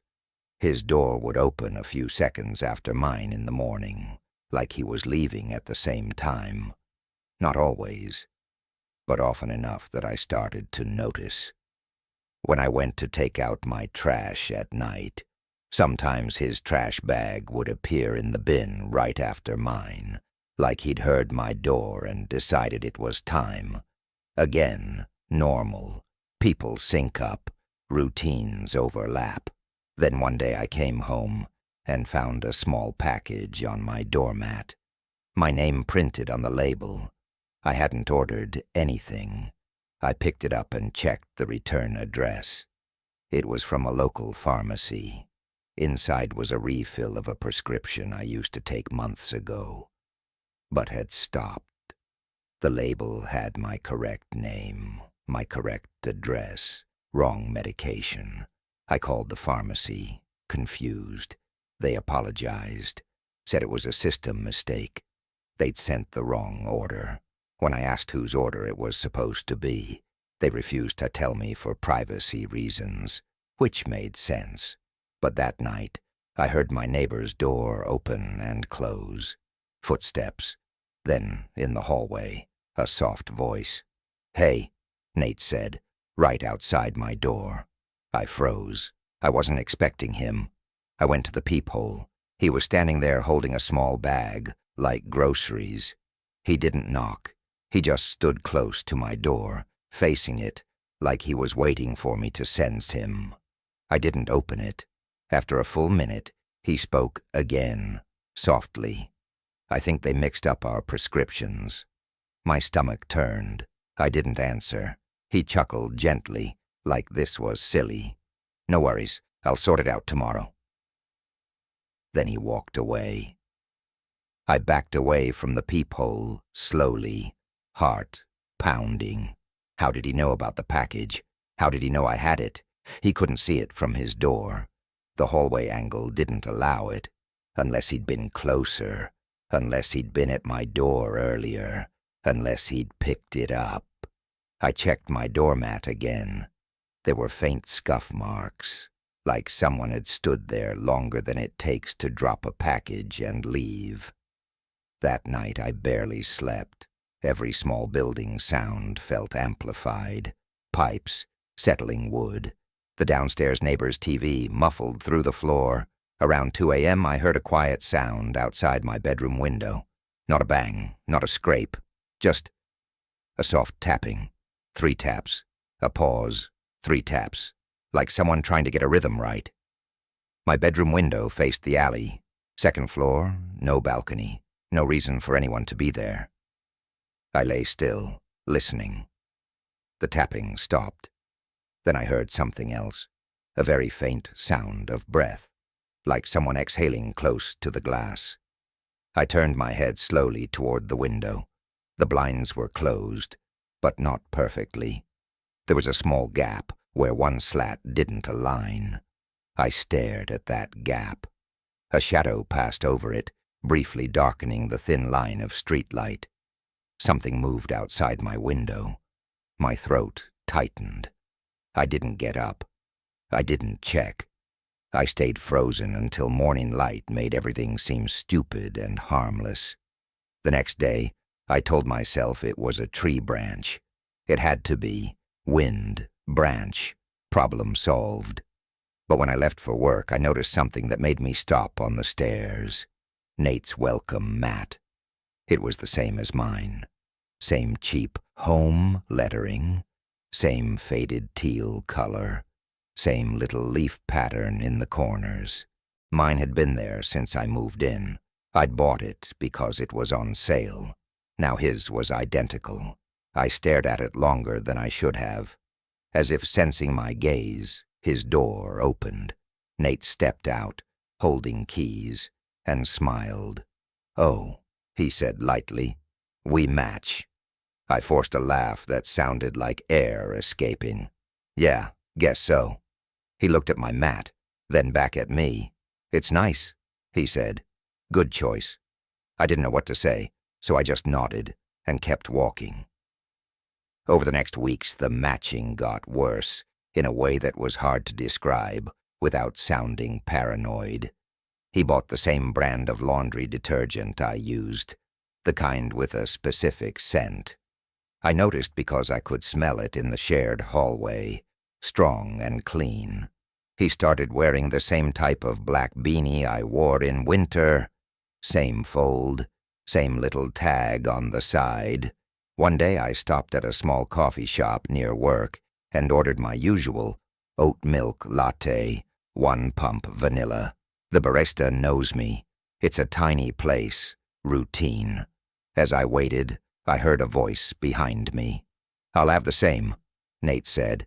I turned so fast I almost spilled my coffee. He stood there, smiling like it was coincidence, like it was cute. "What are you doing here?" I asked before I could stop myself. He blinked, as if surprised by my tone. "Getting coffee," he said. "Is that weird?" I stared at him. My mind ran through the distance from our building to this shop. It wasn't close. It wasn't on the way to anywhere, unless you specifically wanted to come here. He tilted his head. "You looked tense," he said softly. "Long night?" My skin prickled. I didn't answer. I took my drink and left. At work, I tried to calm myself by being logical. Maybe he worked nearby and found the shop. Maybe he just liked the same things. Maybe it was all harmless and my fear brain was turning it into a story. Then, that afternoon, my phone buzzed with a notification, a new login to my email account. Location, unknown. Device, unknown. I changed my password immediately, then changed it again, then turned on two-factor authentication. That night, when I got home, Nate was sitting on the stairs outside our doors like he'd been waiting. He looked up at me, friendly. "Hey," he said, "you doing okay?" I held my keys like little metal teeth between my fingers. "I'm fine," I said. He nodded slowly. "Good." I tried to step past him to my door. He moved just slightly, enough to block without being obvious. "I think we got off on the wrong foot," he said. His voice was gentle, careful, like he'd practiced this too. I kept my eyes on him. "I don't think anything. I just want to go inside."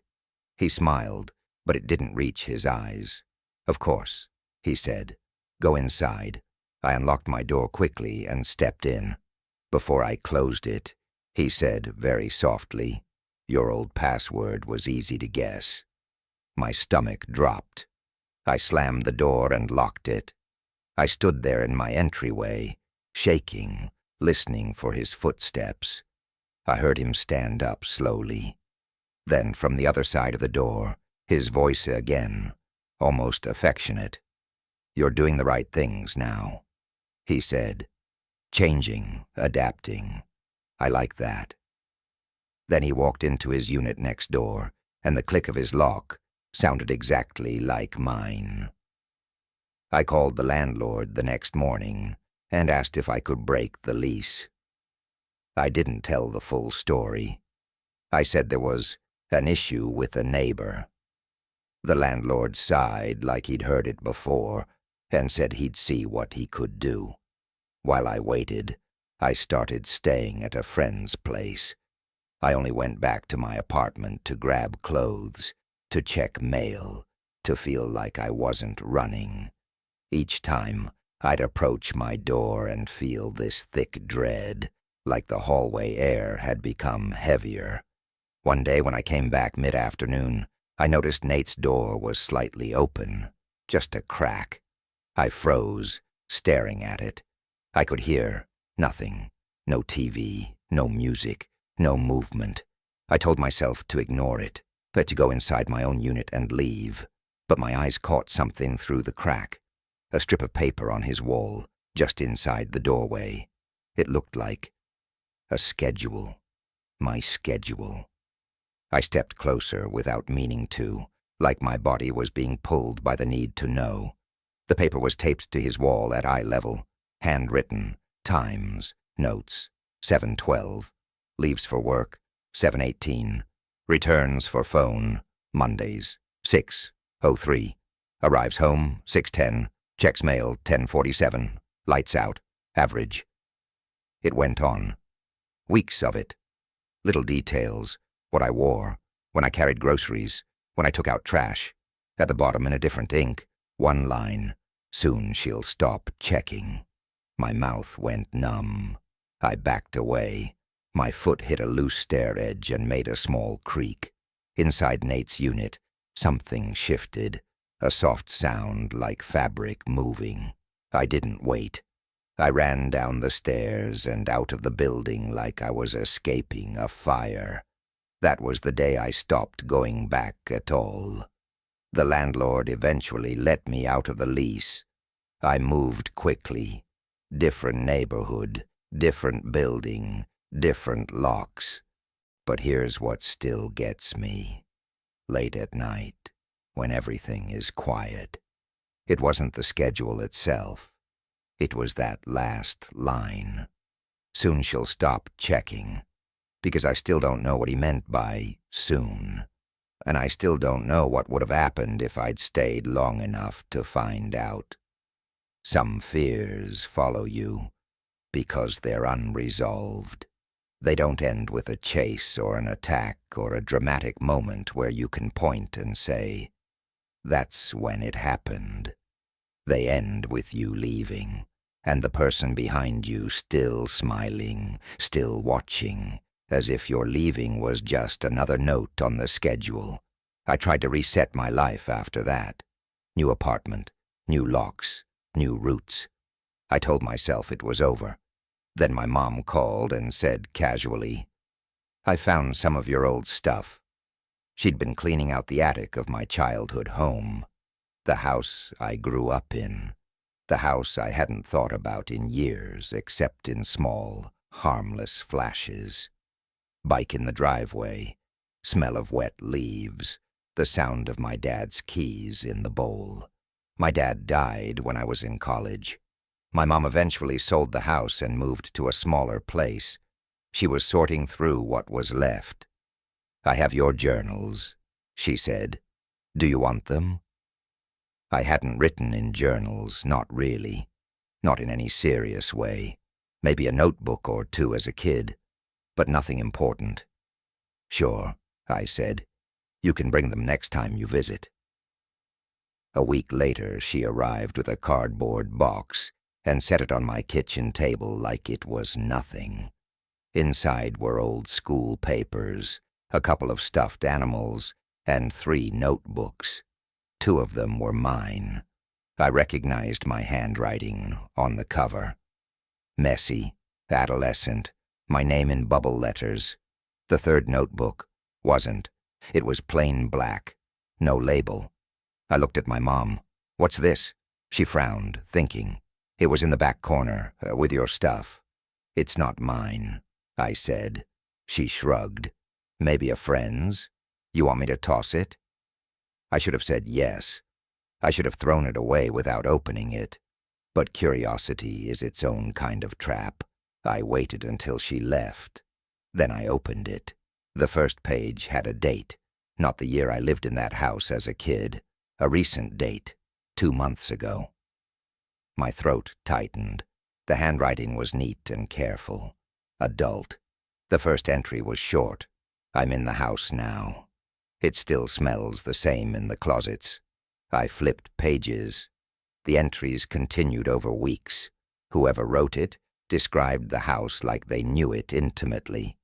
The squeak in the third stair, the loose cabinet hinge, the way the backyard light flickered, then it shifted.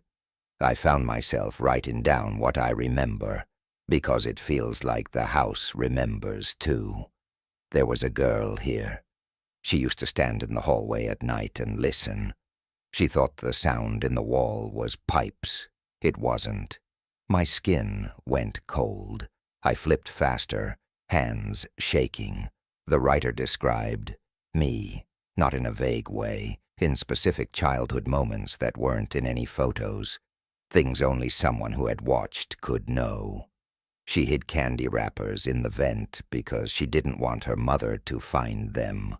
She counted the porch steps every time because she believed if she miscounted, something bad would happen. I stared at that line. I had done that. I'd forgotten I did that. I hadn't thought about it in decades. I kept reading, breathing shallowly like if I breathed too much, I'd smell the house. The entries weren't supernatural, not ghost in the attic stuff.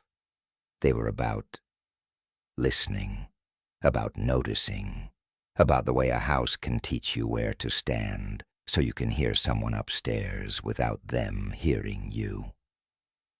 The writer described sitting in my old bedroom, in the dark, and hearing the current owners sleep.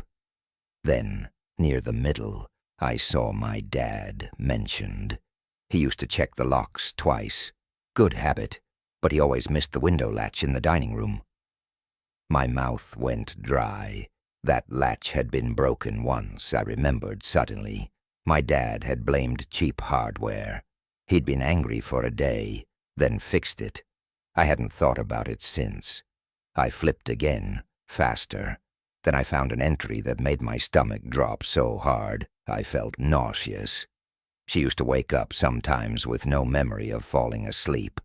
She thought that was normal. It's easy to make a child forget.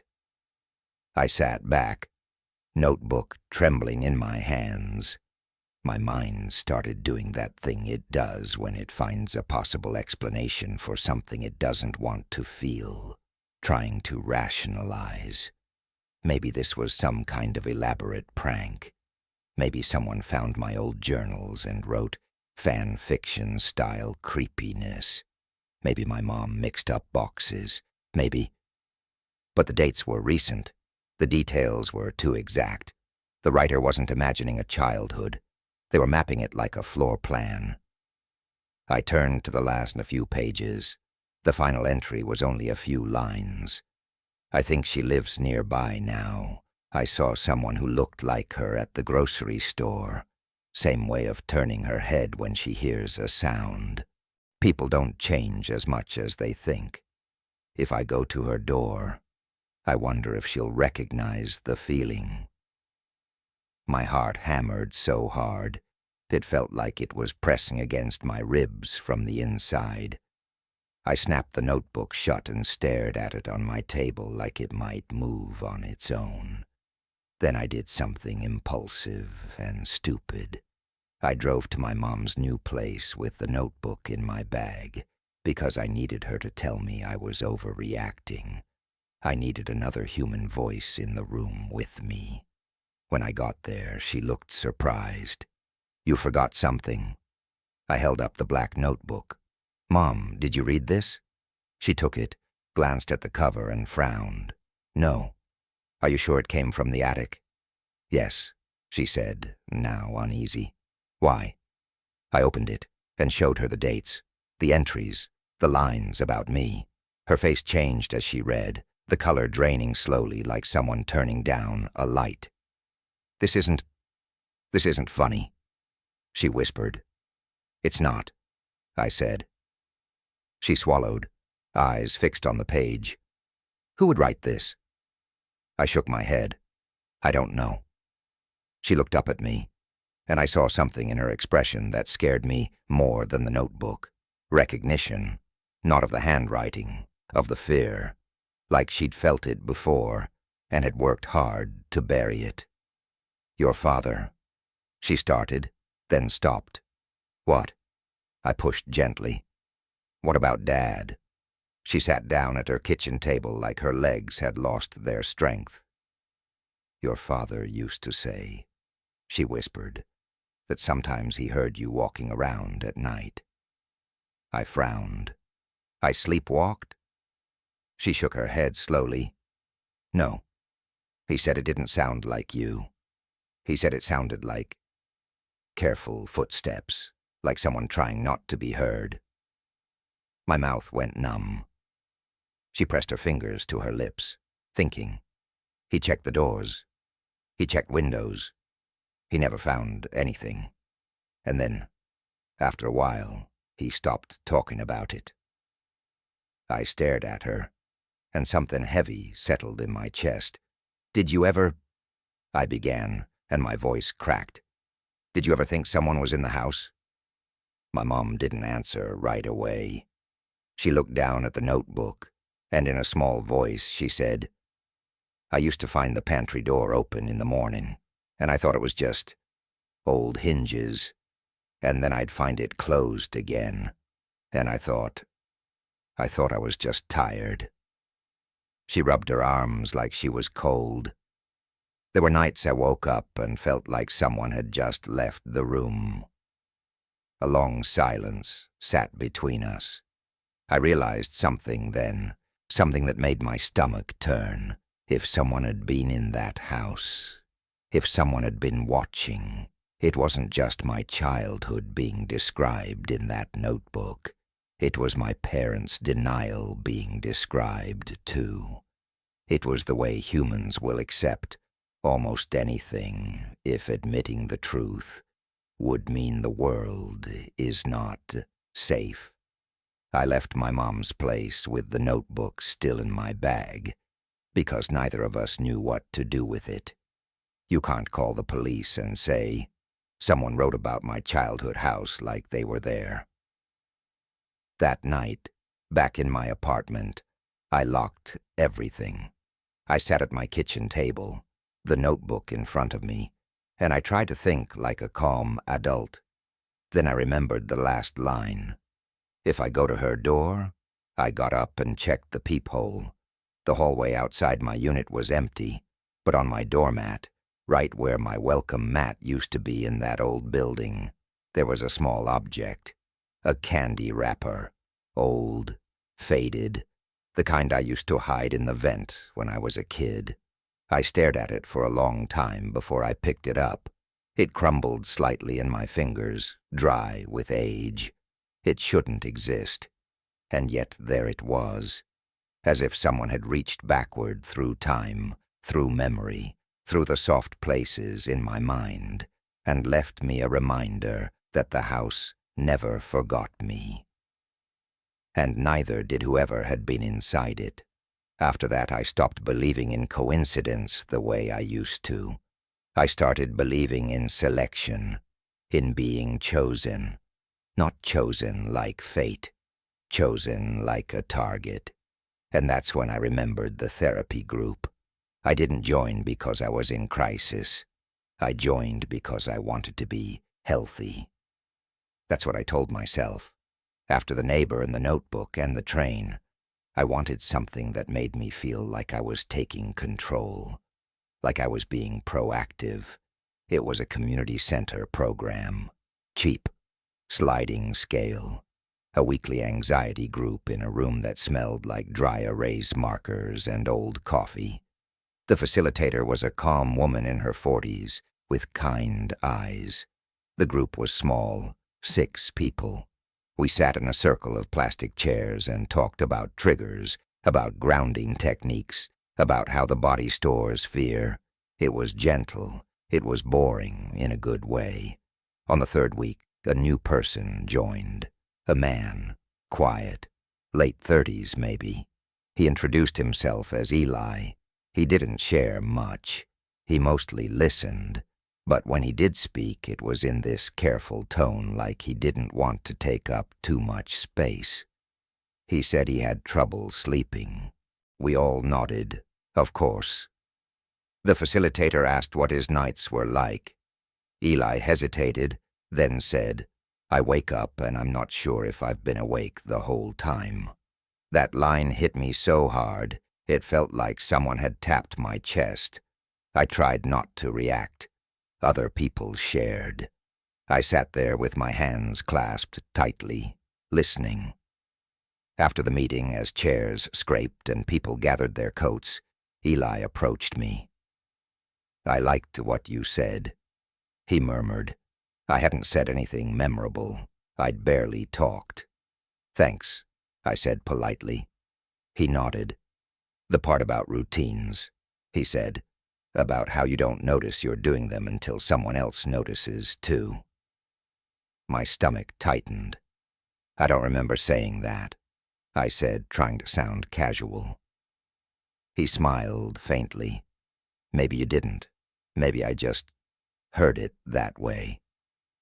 He held the door open for me as we left the room. The hallway outside was quiet, fluorescent lit, with bulletin boards covered in community flyers. As we walked, he kept pace with me easily, not too close. "Do you live nearby?" he asked. I hesitated. "Not far." He nodded. "Me too." We reached the front entrance where the cold night air seeped through the cracks around the doors. People split off toward cars, toward bus stops. Eli paused. "Maybe I'll see you next week," he said. "Yeah," I said, forcing a smile. "Maybe." I went home and tried to tell myself I was being paranoid again. This was a therapy group. People talk. People connect. It's normal. The next week, he was there again. He sat across from me. Throughout the session, I felt his eyes on me at odd moments. Not staring, but tracking, like a person watching the second hand on a clock. When it was his turn to share, he said, "I've been practicing noticing our small changes." The facilitator smiled. "That's great. What kind of changes?" Eli looked around the circle. Then his gaze landed on me. "Like when someone changes their route home," he said softly, "or when they start checking their locks more." My skin prickled. He continued, voice steady. "You can tell when someone's trying to feel safe again. Their habits get louder." Nobody else reacted. They nodded like he'd said something insightful and general, but I felt like I'd been singled out under a spotlight. After the meeting, I left quickly, not waiting for small talk. Outside, the parking lot was half empty. My car was near the far side under a broken light that flickered softly. As I walked, I heard footsteps behind me. I didn't turn. I reached my car, unlocked it, got inside fast. Before I could start the engine, someone knocked lightly on my window. I jumped and looked. Eli stood there, calm, hands visible, as if he'd planned to look non-threatening. I cracked the window a tiny bit. "Hi." He smiled gently. "Sorry," he said. "I didn't mean to startle you." "It's fine," I lied. He leaned slightly, keeping distance. "I just wanted to ask," he said, "do you ever feel like you're being trained?" My throat tightened. "Trained?" He nodded slowly, like life is teaching you to do certain things, check certain places, avoid certain times, like you're being shaped. I stared at him, heart pounding. He watched my face closely, as if measuring my reaction. "I don't know," I said carefully. "Maybe that's anxiety." He smiled again, small. "Maybe," he agreed. Then he reached into his pocket and pulled out something small, a candy wrapper, the same kind. He held it up between two fingers like a coin. "You dropped this," he said softly. I stared at it. That's not mine." He blinked, feigning confusion. "Oh," he said. "Really?" He tilted his head, studying me. "Funny, I thought it was." He slipped it back into his pocket. Then he stepped away from my car and said, "Drive safe." I sat there, shaking, hands on the steering wheel. I watched him walk back toward the building. Halfway there, he turned around and looked at me, and he waved. Not friendly, not goodbye, just the same slow, patient wave I'd seen before in different places, from different people, like a signal. I stopped going to the therapy group after that. I told myself I was protecting my peace, that I didn't need it anymore, that it wasn't a fit. But the truth is, I was afraid of what would happen if I stayed, afraid of what he meant by trained, because once that idea gets into your head, it starts coloring everything. You start seeing your life as a series of adjustments. You start wondering whether your fear is yours, or whether someone has been feeding it to you in small doses, just enough to keep you predictable. And the worst part is how quickly your mind tries to forget. Because forgetting is easier than living in a world where someone might be quietly shaping you like clay. By then my sleep was already messed up. I'd lie awake and listen to my apartment settling, to distant traffic, to neighbors shifting in their beds. I started keeping my phone on my pillow, screen down, so if it lit up, I'd see it immediately. One night, it did. A notification from my building's security app. Camera motion detected. Lobby. I hadn't installed that app. My building had cameras, but I didn't have access. Tenants didn't. My heart raced as I stared at the screen. The notification included a still image, a grainy shot of the lobby at night, the front doors, the mailboxes, the potted plant, and in the center of the frame, a person standing perfectly still, facing the camera. The face was blurred by the low light, but the posture was unmistakably calm, hands in pockets, head slightly tilted, as if waiting. I didn't know what to do. I didn't want to call anyone and sound crazy, so I did the only thing I could think of. I went to the peephole. The hallway outside my apartment was empty. I listened. Silence. Then faintly, from somewhere down the corridor, I heard a soft sound. A bell. Not a literal bell like the hotel desk. Something more subtle. A small chime sound from someone's phone. Like a notification. Then another. Then another. As if someone was walking down the hallway, stopping briefly outside doors, waiting for the right moment.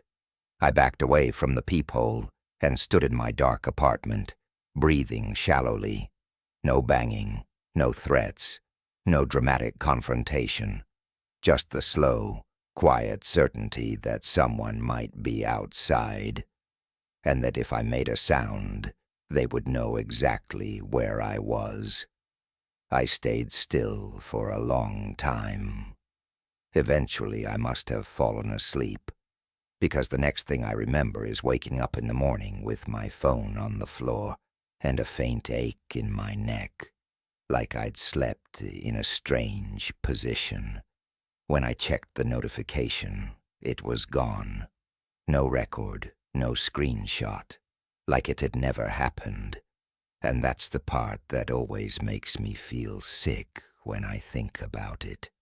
Not the image itself, the way it vanished, the way my phone, my little anchor to reality, could show me something terrifying and then act like it never existed, like it was helping someone else keep the story smooth, like it was training me, too. After that night, I started doing what I'd always sworn I wouldn't do. I installed my own camera inside my apartment. Just a small one, cheap, pointed at the front door from inside. Not because I thought it would catch a monster, because I wanted proof of the ordinary. I wanted to see myself leaving, returning, locking the door. I wanted to see nothing for a few weeks. That's what I got. Me coming home with groceries, me sitting on the couch watching something mindless, me going to bed, boring footage, comforting.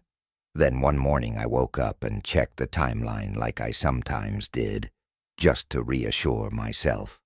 At 3:17 a.m., the camera detected motion. I tapped it, heart quickening. The video loaded. The view showed my front door, dimly lit by the hallway light laking through the peephole. Nothing happened for a few seconds. Then, the door handle moved, slowly, not turning all the way, just a gentle downward pressure, like someone testing it without committing. Then it returned to neutral. A pause. Then the handle moved again, a little more this time.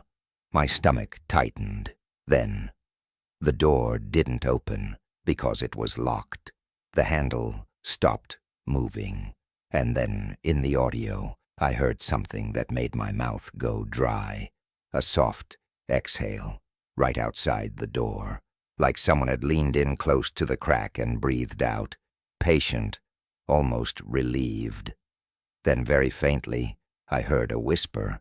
It was so quiet the mic barely picked it up, but the shape of it was clear enough to make my skin crawl. "Good," the voice murmured, as if the lock had passed a test, as if I had done what I was supposed to do.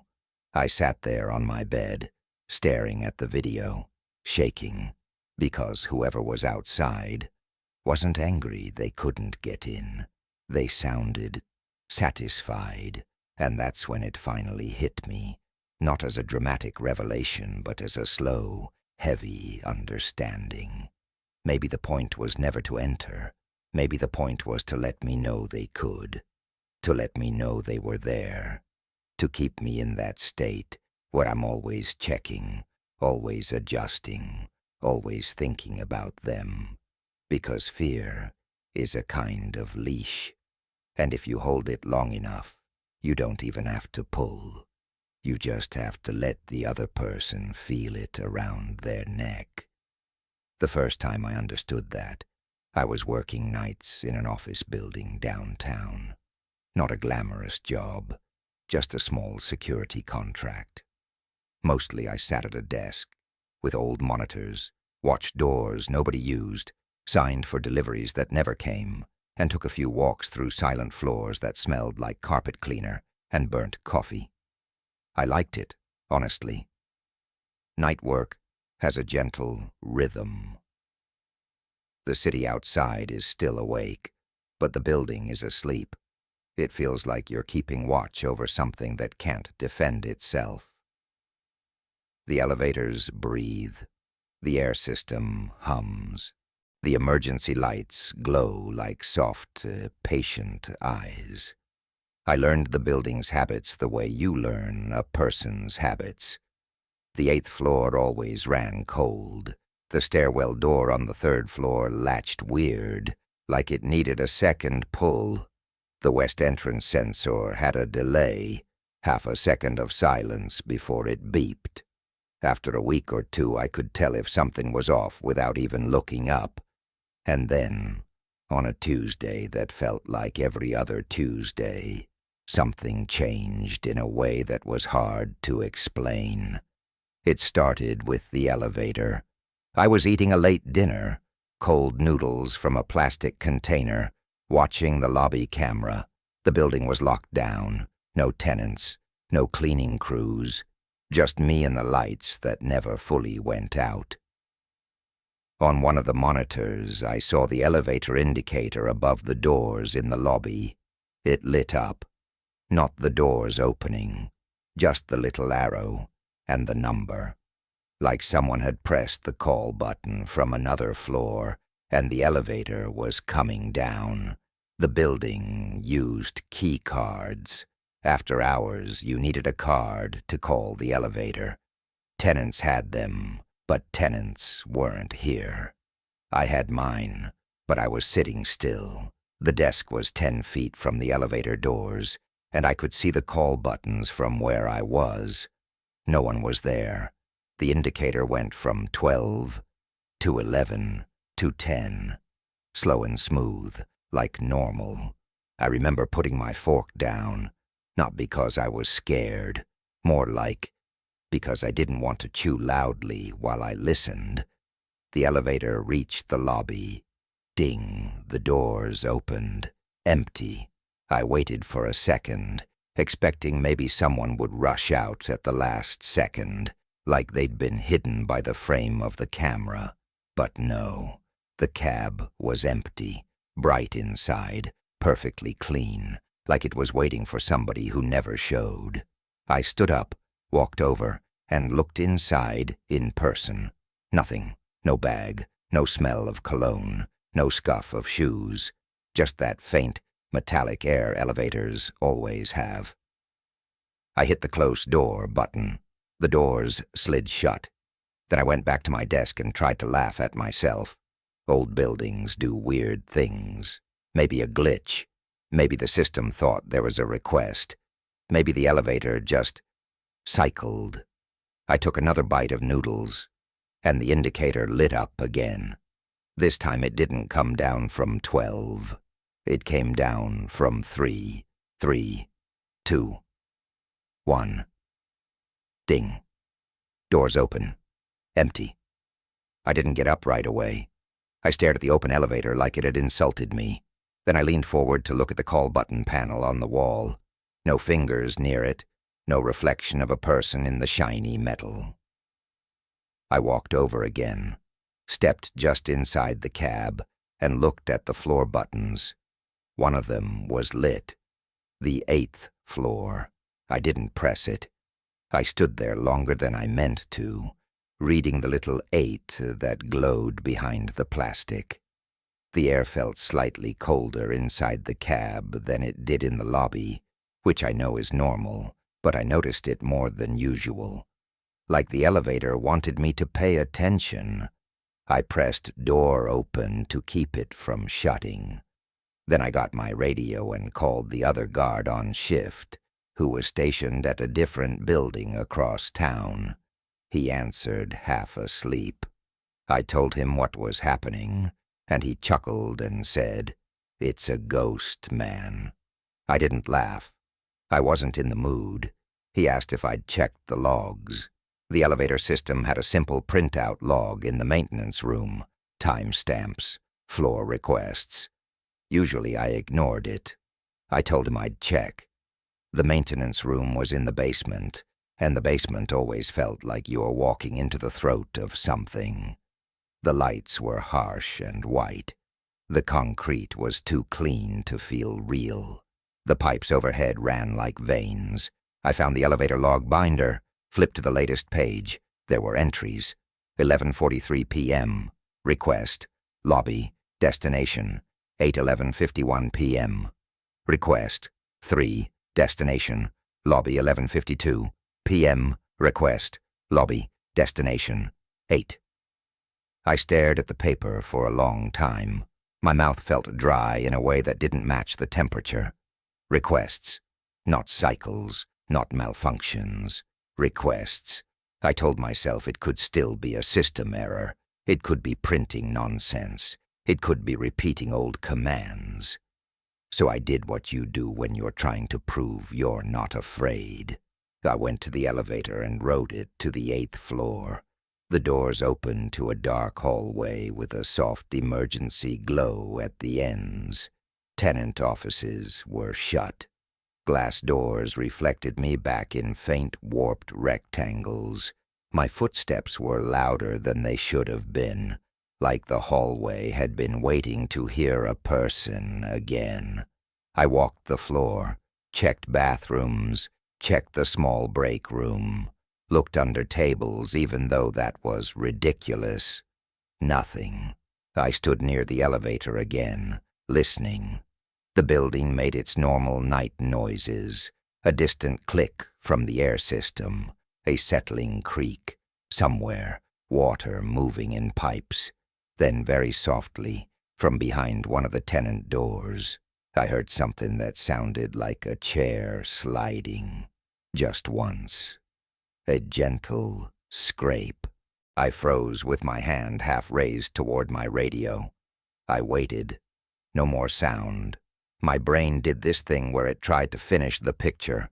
It tried to give the sound a reason. Cleaning crew? No. Tenant? No. Rats? Too heavy. Building shifting? Not that kind of scrape. I walked toward the door the sound came from. The tenant name was still on the frosted glass. A small marketing firm. I'd never seen anyone from there after hours. The door was locked. The blinds inside were down, so I couldn't see much through the glass. I leaned close anyway. I don't know why I did that. I think I wanted to catch myself being silly. Like if I got close enough, I'd see nothing and feel embarrassed, and it would all go away. I put my ear near the glass, and I heard breathing. Not loud, not dramatic, just someone standing in the other side of the door, breathing through their nose, slow and patient, like they'd been there for a while and didn't mind waiting. My skin went tight all over, like I'd been wrapped in cold plastic. I stepped back so fast I almost tripped. The breathing stopped. I didn't touch the handle. I didn't knock. I didn't say anything because if I spoke, it would make it real in a way I wasn't ready for. I walked back to the elevator, keeping my eyes on the door the whole time, expecting the blinds to move or the handle to turn. Nothing moved. I got in the elevator and hit lobby. The doors shut with a soft hiss. As it descended, I watched the floor numbers tick down. 7, 6, 5, then at 4. The elevator stopped. It wasn't a normal stop. It wasn't smooth. It was like something had grabbed it gently and held it in place. The doors didn't open. The lights inside dimmed, just a little, the way they do when a heavy appliance kicks on. I stood very still, listening, hands hovering near the emergency button. Then I heard it again, breathing, not beside me, above me, like someone was lying on the roof of the cab. A slow inhale, a slow exhale. And the strangest part wasn't the fear. The strangest part was how calm the breathing sounded, like whoever it was wasn't panicked, wasn't in trouble, wasn't trapped. They were comfortable. They were waiting for me to notice them. I pressed the lobby button again. Nothing. I pressed the emergency call. It clicked, but no one answered, because the building line routed to a service that took a few seconds to pick up, and my fingers were shaking too much to hold the button down properly. Above me, the breathing continued. Then quietly, I heard something else, a little tap, like a fingernail on metal. 1, 2, 3. I backed into the corner of the elevator, staring at the ceiling like my eyes could see through it if I tried hard enough. The tap stopped, the breathing stopped, and the elevator started moving again as if nothing had happened. When the doors opened at the lobby, I walked out like I was leaving a room where I'd just been insulted. I didn't run. I didn't shout. I just went back to my desk, sat down, and stared at the monitors with a blank face, trying to look normal for no one. Later, when the morning guard arrived, I told him the elevator had been glitchy. He shrugged, said it happened sometimes. I didn't mention the breathing. I didn't mention the chair scraping behind the tenant door, because the truth was, if I said it out loud, I'd have to accept that someone had been in that building with me. Not a ghost, a person. And a person is worse, because a person has reasons. That was the first story I never told properly, the one I tried to swallow down like a pill.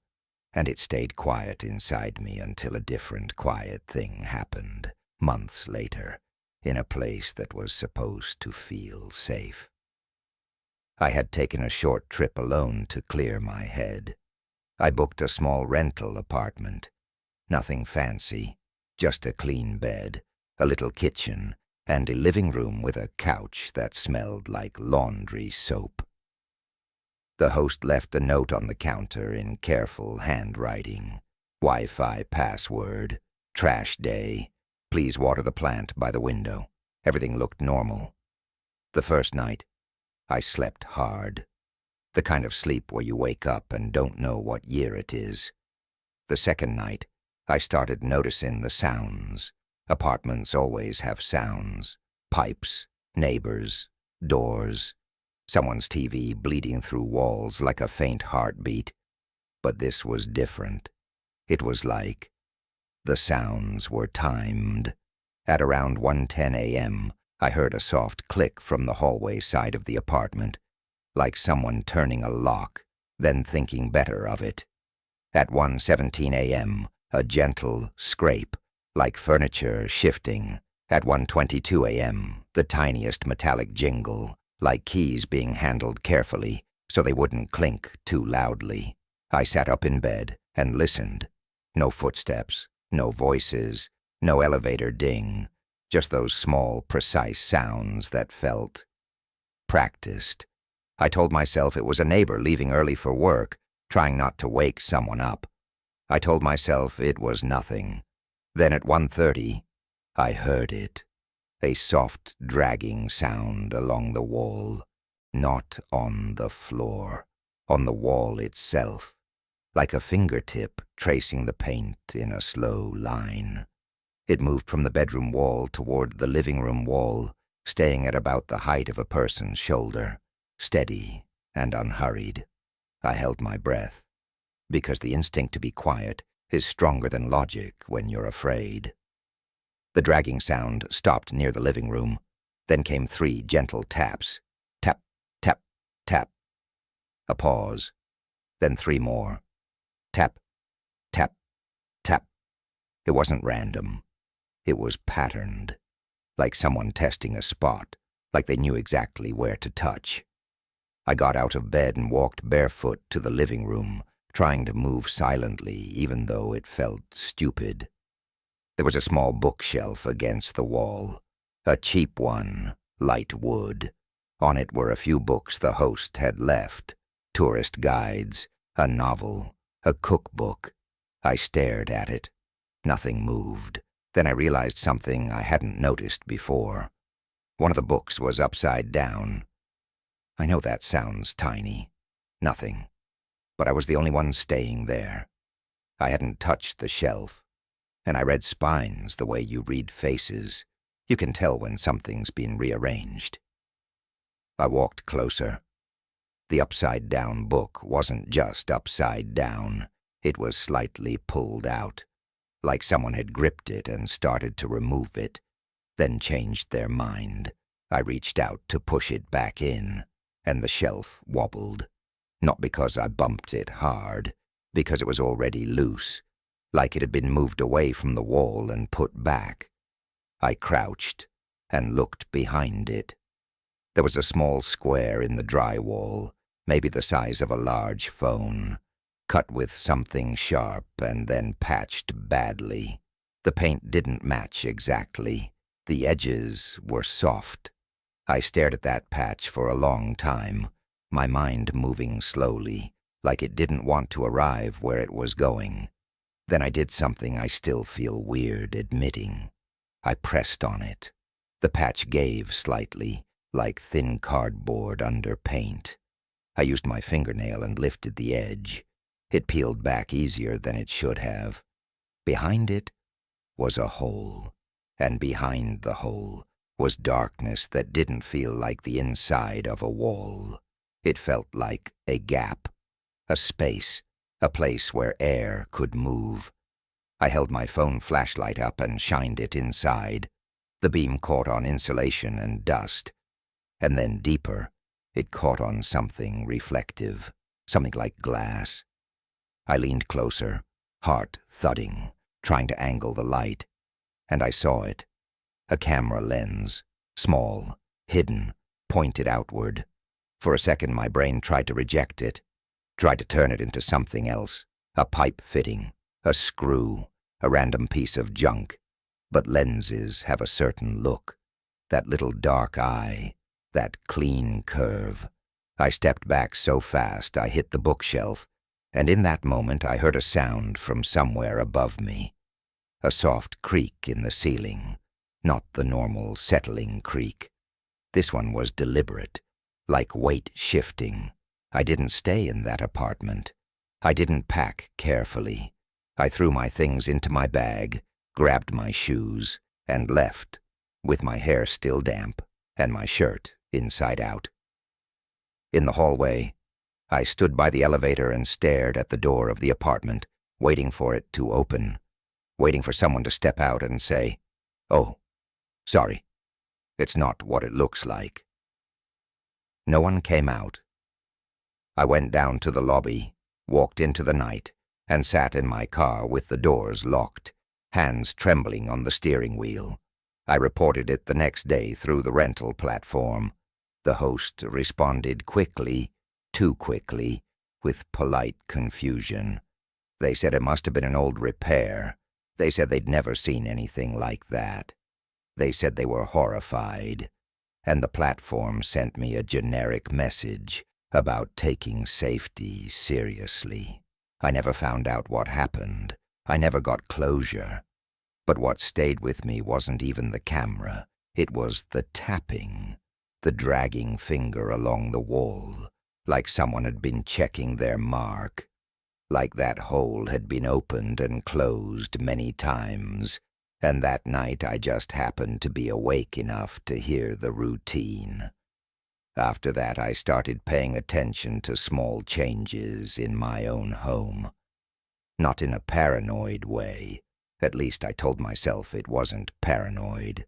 More like careful. I lived in a small house then, one I'd rented for years. Familiar creaks, familiar smells.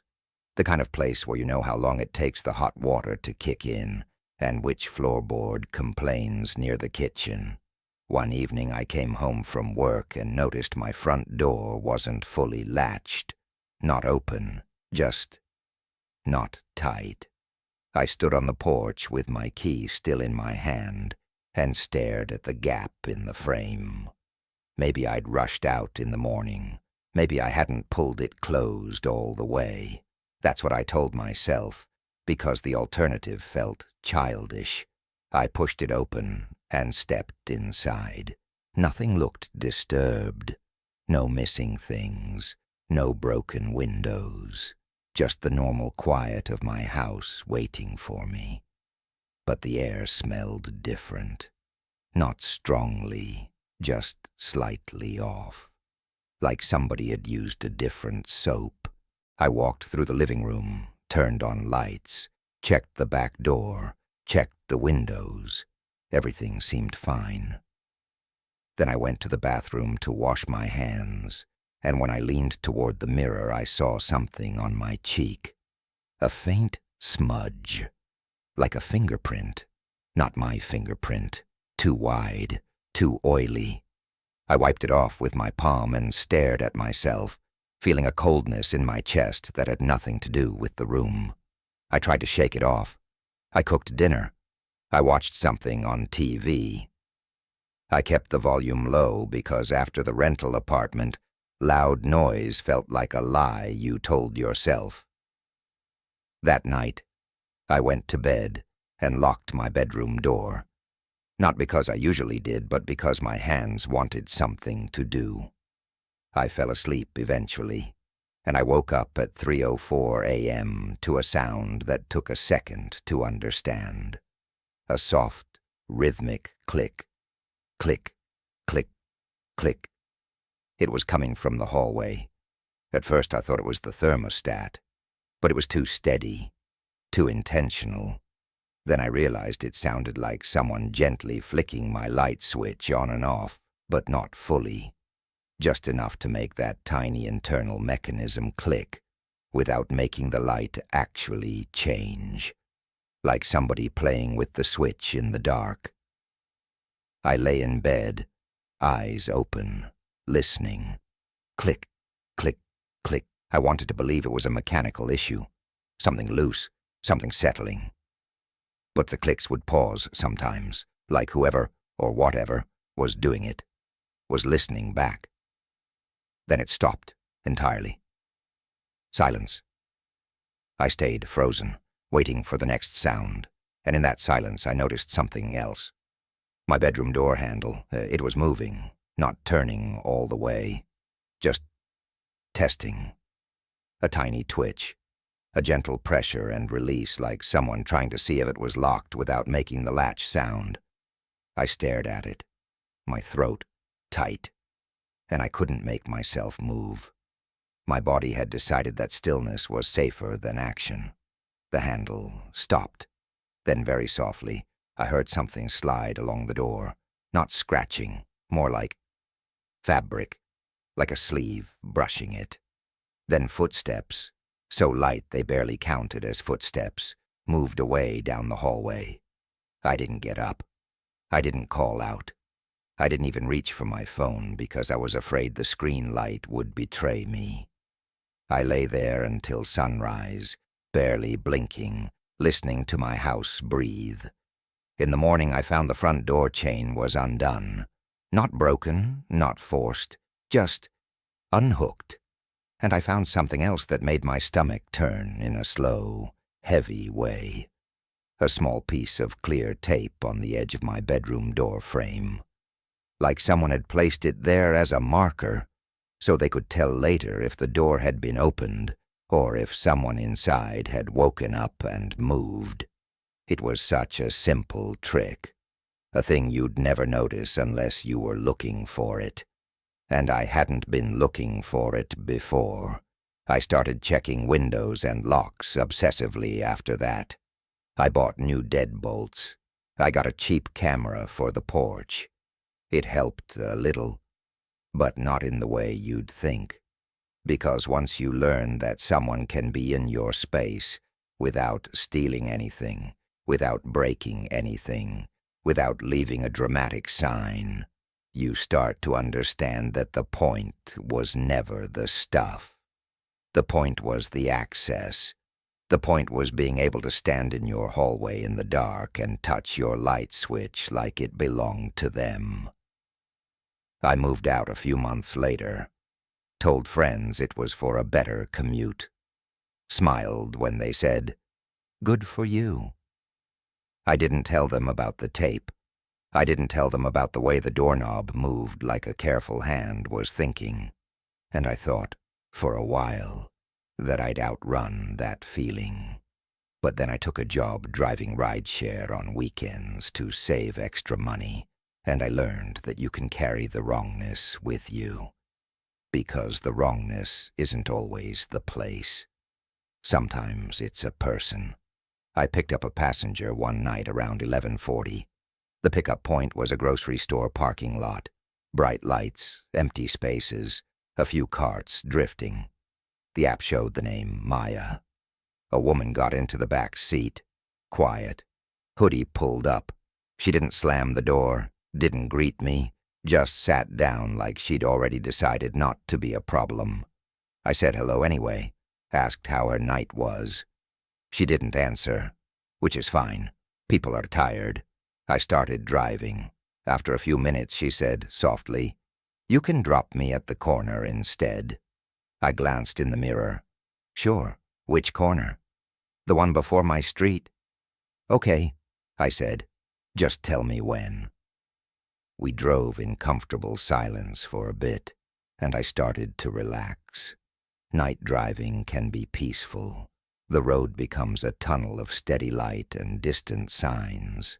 Then she asked, "Do you ever feel like your car keeps a memory?" I laughed a little, not because it was funny, but because it was unexpected. "Like a vibe?" "Like a smell," she said. Like someone sat back there once and they're still here. I didn't know what to say. I kept my eyes on the road. She continued, almost like she was talking to herself. My dad used to drive. He said if you drive long enough, you stop seeing faces. You see patterns. I nodded, even though she couldn't see me nod. Then she said, "Do you check your back seat before you go home?" That question landed hard. I glanced in the mirror again. Her face was partly shadowed by the hood, but I could see her mouth, relaxed, not smiling, not threatening. "Sometimes," I said carefully. "Why?" "Because people hide," she said, in the same tone you'd use to say people smoke or people lie. Not always for the reason you think. My hands tightened on the wheel. I told myself she was messing with me, or she was anxious, or she'd watched too much true crime. People say weird things. But then she leaned forward slightly, and I saw her eyes in the mirror for the first time. They weren't focused on me. They were focused on the passenger seat beside me, like she was looking at someone sitting there.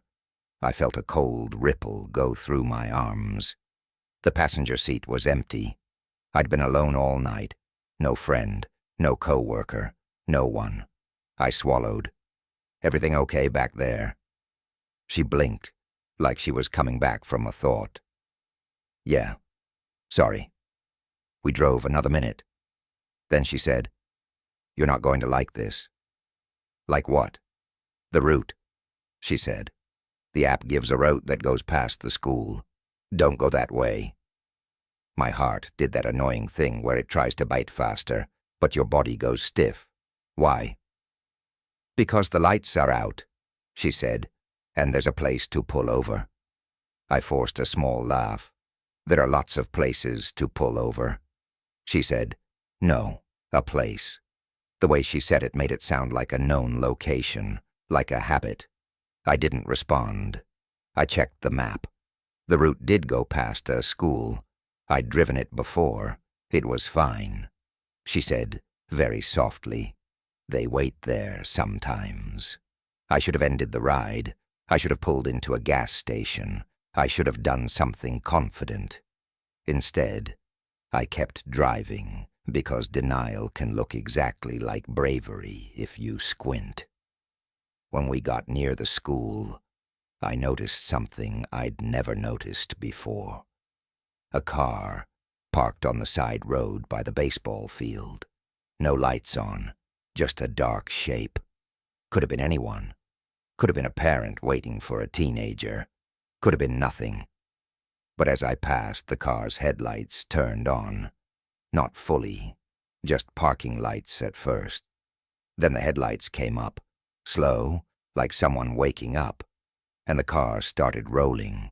It pulled out behind me, not close, not aggressive, just following at the exact same speed, like it had been waiting for something to pass so it could attach itself. My stomach tightened. In the mirror, I saw the woman in the back seat, watching the car behind us, very calm, like she'd been expecting it. "Corner," she said, "right here." But we weren't near her street yet. It was earlier than she'd said. I slowed down anyway. "This corner?" "Yes, stop." I pulled over. My hazard lights clicked on. The world felt suddenly small, contained inside my car. The following car slowed too. It didn't pass. It stopped behind me, not right behind, a few car lengths back. The woman in my back seat said, "Keep your doors locked." They were locked. She reached into her pocket and pulled out something that looked like a folded piece of paper. She didn't hand it to me. She tucked it into the little gap behind the seat pocket where someone might not notice it. Then she said, "If they ask, you don't know me." My mouth went dry. "Who?" But she was already opening her door. I flinched. "Wait." She stepped out, hood up, and shut the door softly. She didn't run. She walked, calm, steady, down the sidewalk, away from both cars. The car behind me turned its headlights off. For a second, all I could see in my mirror was darkness where a car should be. Then a door opened. I saw it as a slight change in shape, the outline shifting. Someone stepped out. I couldn't see their face. The streetlight didn't reach far enough. They walked toward my car, not fast, not slow, purposeful. My heart hammered. I wanted to drive away, but I didn't want to hit someone. I didn't know what was happening. I didn't want to make the wrong move. They came to my passenger window. Tapped once, gently.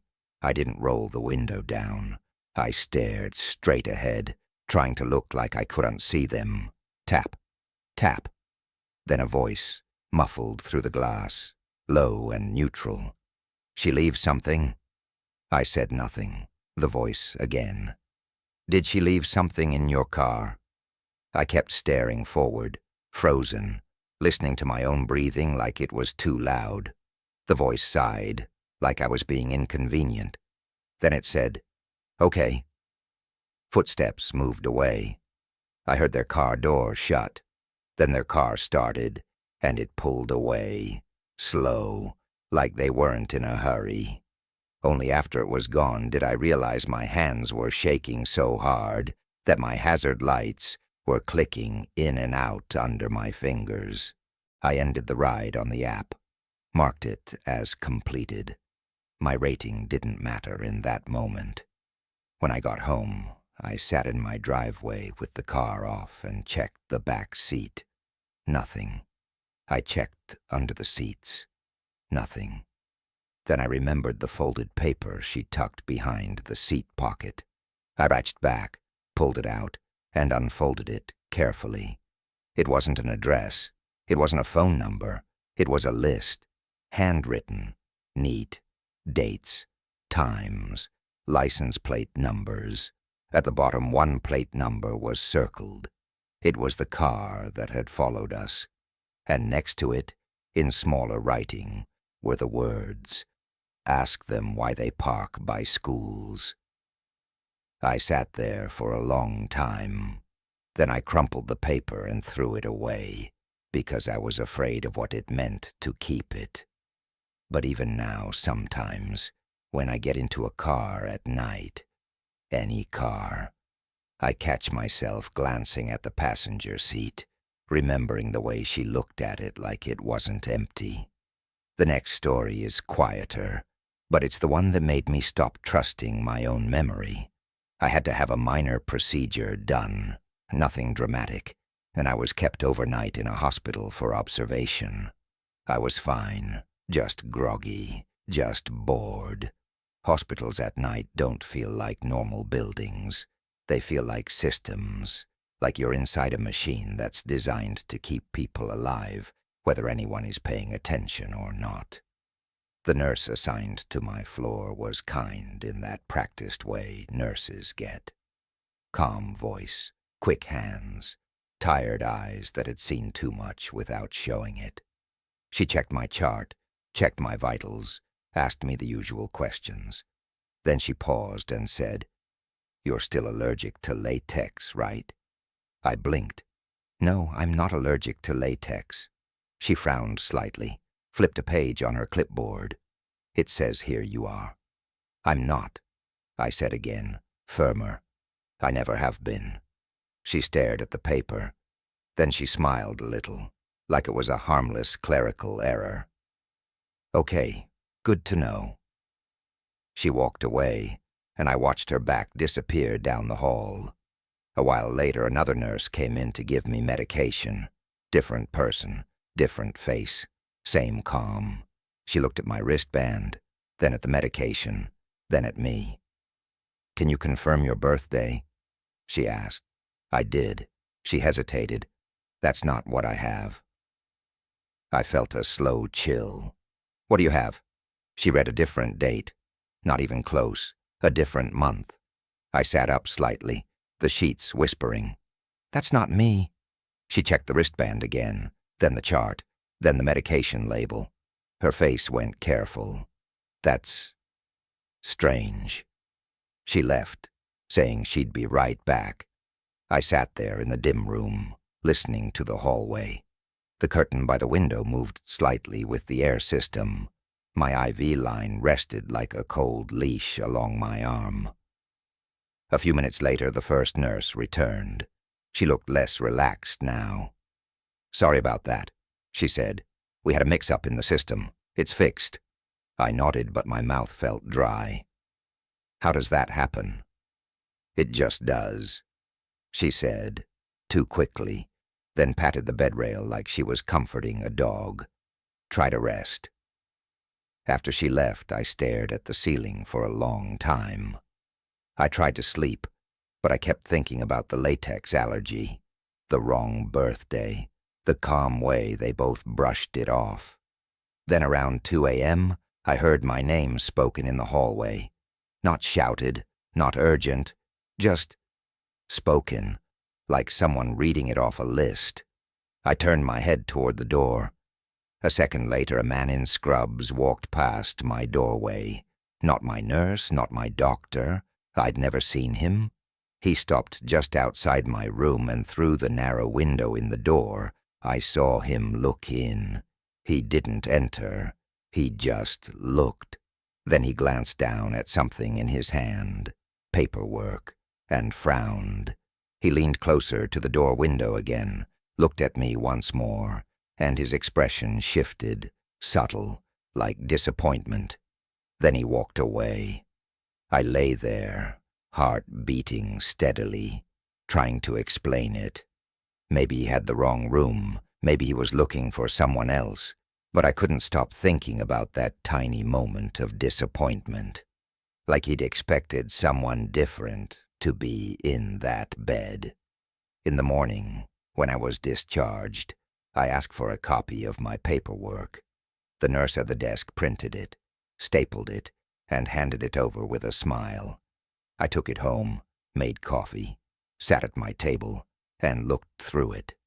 At the top of the first page, in a small box, was my name, spelled wrong, not a small typo, a different last name entirely, close enough that someone rushing might not notice, different enough that it could be someone else. I flipped through the pages. Several lines were correct, my address, my phone number, but the allergy list included latex. The emergency contact wasn't my contact, and in the notes section there was a sentence that made my stomach drop in a quiet, humiliating way. Patient states they live alone. No visitors expected. I hadn't said that.